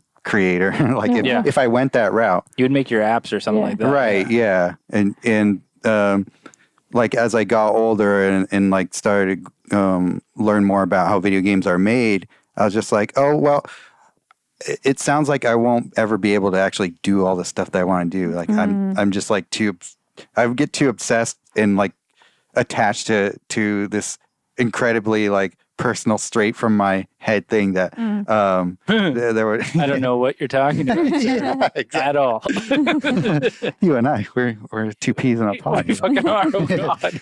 So yeah, like and I also started to get more into other things, just like getting into what do you call it, like comic books and things. So I thought, okay, maybe I'll become a comic book illustrator or an animator or something like that. And then you get it to college and you're like, oh, actually, I love painting, and just get obsessed with that. So it's just like the evolution. It's almost like it just stripping away like all these other things. But I mean, I do see those zines I've made, and like I was like, there was so much more creativity in that compared to like the singular obsession with like trying to become a better painter.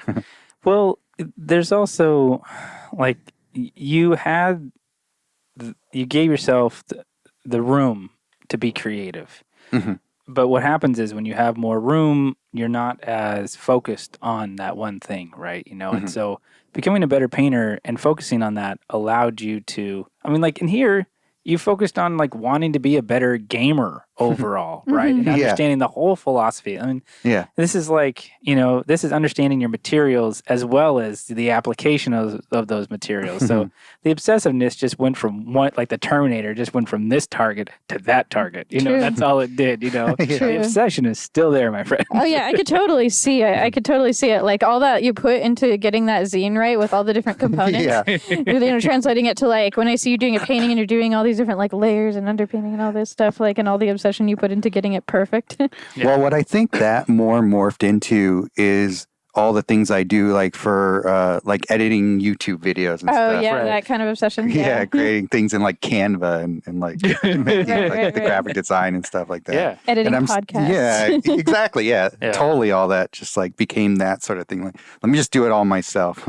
I know what I want. Making amazing hip hop beats. Yeah, boy. People don't even know. This is a main loop remix. Did I ever make you listen to those, Tony? You didn't make me, but I did Oh, you listen. did. I didn't make you, but I'm always like, I sent you the SoundCloud link. Yeah, right. it's Whenever awesome, whenever someone's riding in the car with us, I'll be like, "Have you heard the main loop?" Sergio, come on, play it, and he'll be like, "Oh, I don't think Josh was all that impressed with it. I don't know. I was super into it. Josh ever impressed? Josh is impressed as, I think he likes you. I will say this about, you know, the zine and the painting, and there were no, like, when you're a kid, and it's the beauty and the thing that I think as adults we still try to like cling for and try to get back to, is that the pressure is not there to create something. Like, you didn't show it to people because you didn't want them to judge you, and therefore because you weren't going to be judged, you were like, I can fucking do whatever I want, and this is amazing. But when you got to put your work out there, and you're going to be judged, and part of the judging is whether it sells or not. Like, you lose that, freedom and ferocity and even joy of going like, I can do whatever I want, and it's hard, it's hard when most of your living comes from selling your work. You don't have that freedom and that, maneuverability to be able to sit in that.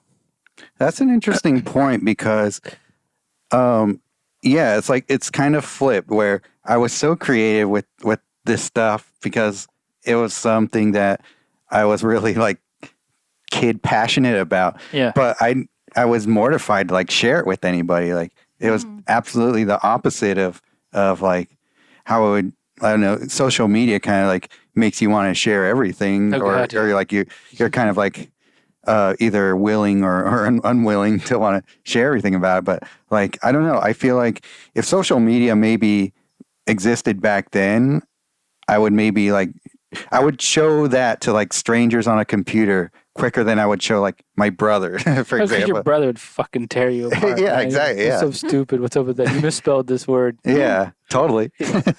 So yeah, it's interesting because it's kind of flipped in that way where it's just like, oh, you can share your work with everybody, and you're just like, hope you like it. Whereas this thing was more like, oh, like I'm doing this exactly because I have this real need to actually create this thing and have it be a functional thing. Like I'm actually remembering now, I discovered early days of the internet, there was this thing called like RPG Maker. Yes. It was a thing that you could download to your computer and you could actually create like your own turn-based game out of it. And I started to actually like create one of these games that I made into it, but I quickly realized, oh my God, I have to draw a lot and like draw, but not, this was like, you couldn't scan anything because it was like a 16-bit thing. So you actually had to learn how to create sprites and stuff. Yeah. But there were a lot of limitations to the thing. Like what I wanted to do was like way beyond what the capacity of the program was. So I was like, oh no, my dreams will never be fulfilled. I feel the same way. Like what you're describing about that is how I feel about like the whole Hadrian and Elliot saga. It's like in my head, like it's why even like when the quarantine started, I was like, you should learn how to animate, Tony. It's like, are you fucking crazy? It's like, yes, that's a lot. It's a lot and it's hard, and I realized that like, what's that program like? Blender or something like that. Have you heard of that one? It's like you draw in 2D. It's like almost like a 3D sketch program that you can animate with. I forget what it's called. Okay. Or something like that. I'll check that one out. Yeah. Have you heard of the 3D tilt brush?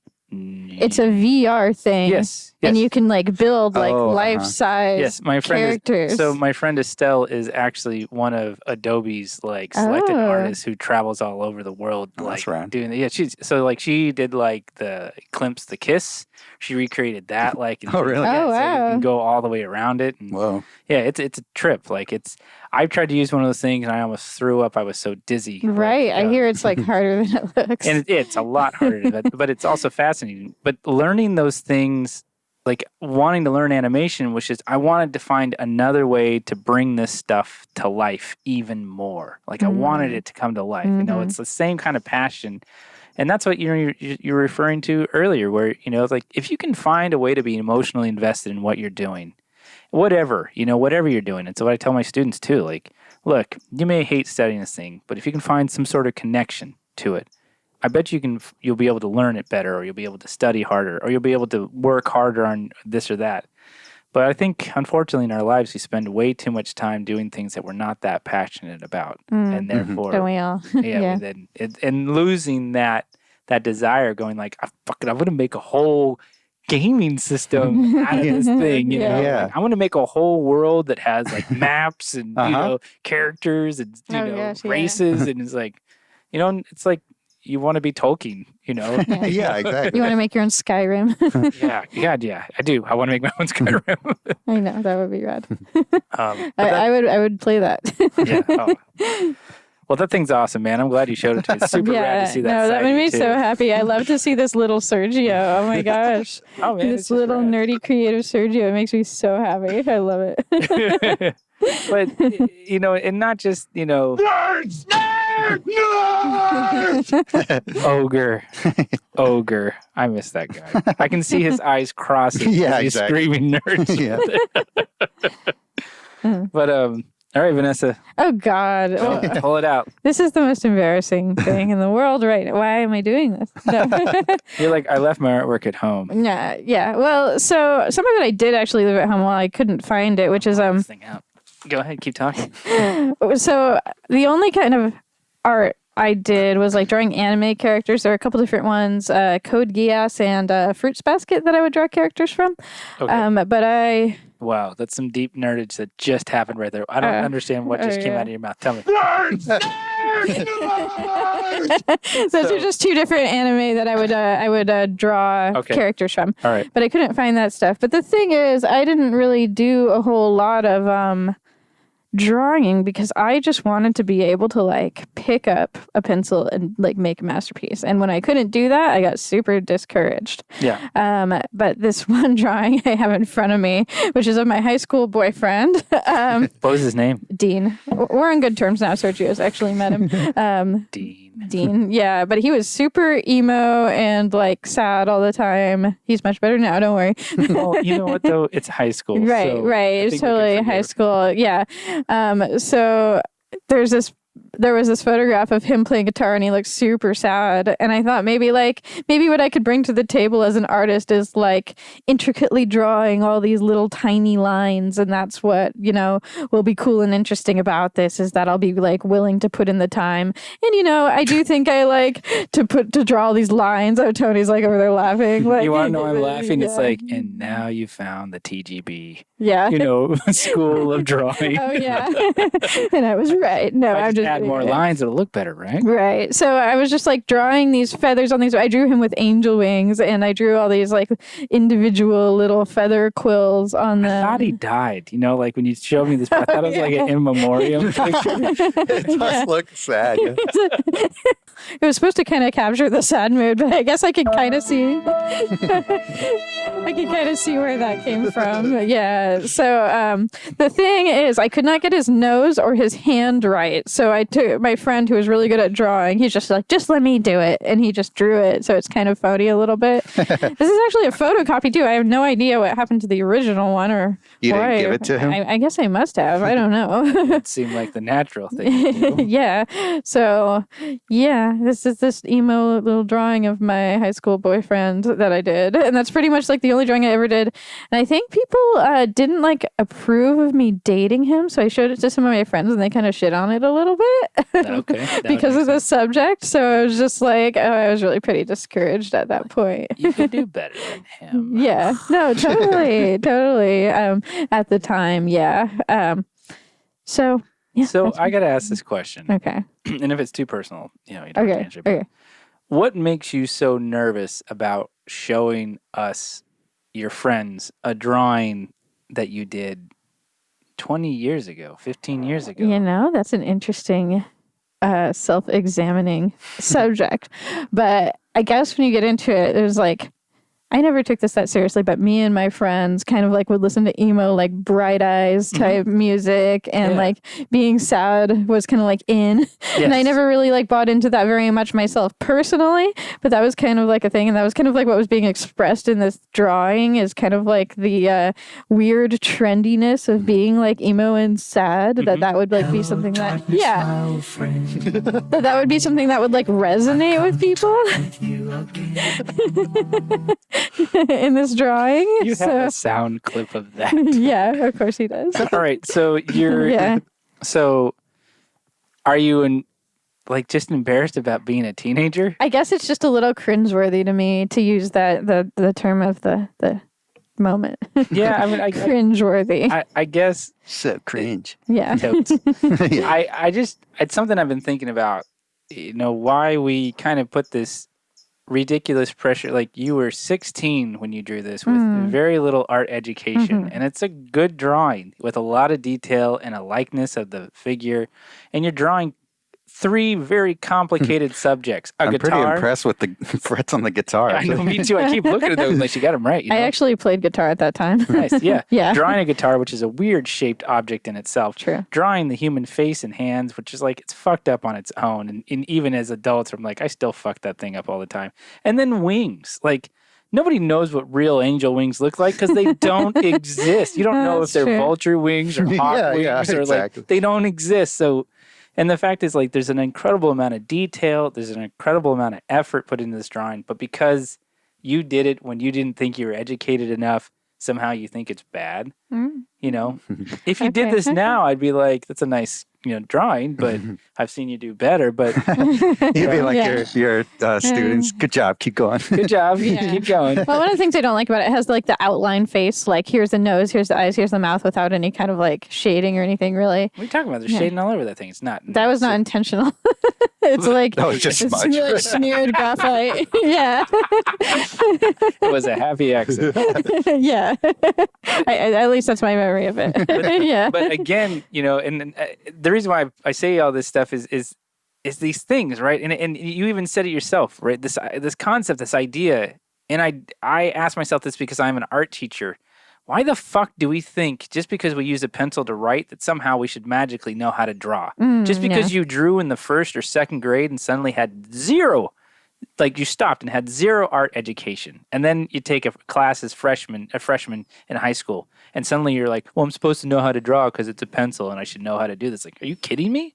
Like, are you fucking kidding me? Like, while you're at it, why don't you go rebuild an engine? I mean, you've seen a car before. You've Right. been in a car the whole time. Go rebuild the engine. Like, no, you don't. Nobody knows how to draw until you teach yourself how to draw. So the fact that you pulled this off at 16 is far better than any artwork I did when I was 16 years old. No, that's nice. Thank you. Yeah. Yeah, I wish I had actually kept up at it. I think I did get kind of discouraged. Not maybe because of that drawing, but just like in general about art, about like not being very good at it. I didn't have like supportive art teachers or anything. Yeah. So yeah, I kind of wonder where would I be now if I had stuck with it because I only re-picked it up like 4 years ago or whatever. Well, you're so- doing fine now. Your painting looks great. It's got a lot of life and volume and light to it. Yeah. Thanks, Tony. Improves every day. All those studies. I've got a good teacher. I've got a lot of benefits here. I guess so. Yeah. Yeah. And it became uncomfortable. Just kidding. I'm just kidding. I'm totally joking. I don't know where your mind's going, Tony. Lying. You're sleeping with your teacher. Oh goodness. But Oh my gosh, that didn't even occur to me when I said that. Oh my god. there we go. God, I didn't even get that at all. Okay. Okay. I think everybody can hear you're blushing through the microphone. This is embarrassing. Sorry. That's what happens when you have me on the podcast. No, that's okay. But yeah, it's those things. And even right now, right? Like it's that, I'm 43 years old. I feel like I should be at this spectacular super place in my drawing abilities. But then I try to ask myself, if I'm lucky enough to live to be 60, I'll have to look back at this time now and forgive myself for like what I'm doing. So I may as well just be okay with where I'm at and what I'm doing and know that as long as I continue to keep trying hard in the moment, that I'll improve, but also that I'm doing the best that I can. And you did the best that you can here. You're doing the best that you can now. And if you can take that pressure off yourself, you might actually enjoy, Yeah, the act of creating a lot more. that's true. That's true. That is a really important thing. It's funny. Someone in our art Facebook group was asking today. Well, I already brought this up about how, like what she can do Yeah. to improve her painting and stuff, and it's just like that's such an important thing to take the pressure off yourself and just be able to like dive into it without like worrying about it being an amazing masterpiece or worrying about like impressing people, And I've been trying to post everything, not every single thing I do lately, but almost everything, like even if it's not like a masterpiece, just because I want it to be out in the world, Yeah. And I know that the point isn't to put it out in the world, but I still like feel like I want to be accountable for the work I'm doing and how I'm progressing, I guess, a little bit. Yeah. Somebody, I can't remember who it was talking about how they were like learning to draw as an adult. They're like, I just never really learned how to or I haven't done it in like years, and I've been doing these drawings in my sketchbook, and I'm not going to post them because they're there's some decent ones, but there's some ugly ones. I mean, like ugly cry, ugly like Oprah, ugly cry. Like you're just like, yeah, man. I mean, but some, We all have those though. Even Sergio. I mean, not ugly cry, but you have paintings you're not happy with. Like, Oh, yeah, all of the course. time. Yeah. I look at it just like, oh. What sucks? And we're like, I'll take it. Yeah. But sell it to me for $10, I'll take it. Yeah. It's more like I'm just like, Are these from the Maury Povich show or something? yeah, exactly. There, from good old YouTube. Nice. There you Nice. go. There you go. Sergio just found out that his painting is not his. Ooh. Yeah. Where's the... You've got like 700. Lock in your soundboard skills. Come on. Oh, I love that one. yeah, that's a good one. Oh, Yeah. well, Well, is there a speed round of questions, gang? I don't know. We kind of already did that with you've you gone back through in the the day. gamut. so- Yeah. I've done everything. I've done. I mean, like, we're way past 2 hours. So. Oh yeah, no, you're gonna have to do some Okay. editing on this one. Nah, No. I think it's, You think it's fine? yeah. Yeah. I think we're good. Yeah, thanks for having me on, man. It was fun talking to you guys. Yeah, Yeah, this was absolutely. great. Thank Yeah. you for coming. Yeah, thanks for letting Yeah. me talk about the work and all the stuff in the, Yeah. in the past. Yeah, it was a blast to see all that stuff and see how it still correlates to what you're doing these days. Yeah. Yeah, that was really interesting. Yeah. Just to hear describe those things too. Thanks, I appreciate it. Yeah. Sometimes it's I think they're just things that are ingrained in me, and it's like, yep, no, that's not going anywhere. It's gonna stay for a while. Right. Yeah. Well, it's kind of cool to actually figure that out. Mhm. Like, it seems like, I don't know. It's like you're almost at a point where you're like, I got no time to waste. Let me just like focus on the thing I need to do. now. Yeah, Yeah. I'm in my middle age, man. Yeah. No time to fuck around anymore. Yeah. But yeah, speaking of, where would you like people to go see your work? Oh, TGB Art is probably the website, and the first part, chapter 1 of the webcomic is up. So they can go take a look at some work there. The Tony_Guaraldi_Brown Yeah. We'll link you. Instagram. Yeah, and also if you go to the TGB Art, you'll find it at the bottom. The Instagram. Okay. Instagram's usually that or my website. Those are the easy ones to see my work at. What's the URL to your website again? TGB Art. Oh, okay. It looks like TG Bart. TG Bart. Tig Bart. Yeah. Tig Bart. Yeah. Because in my head it looks one way, and in yours it looks another way. Yeah. Story of my life. Yeah. Well, thanks you guys. All Yeah. right. Yeah. Thank you. Thank you for coming. Yeah, absolutely. All right. You're gonna sign us out. Yeah. What's the sign off? Dip This it is- in and sauce it up. Yeah. Hey, no cross pollination. Oh, it's gonna happen. I hit the button on here for. Okay, sorry. All right. This has been Waiting to Dry. If you're still listening, hey, go paint a burger.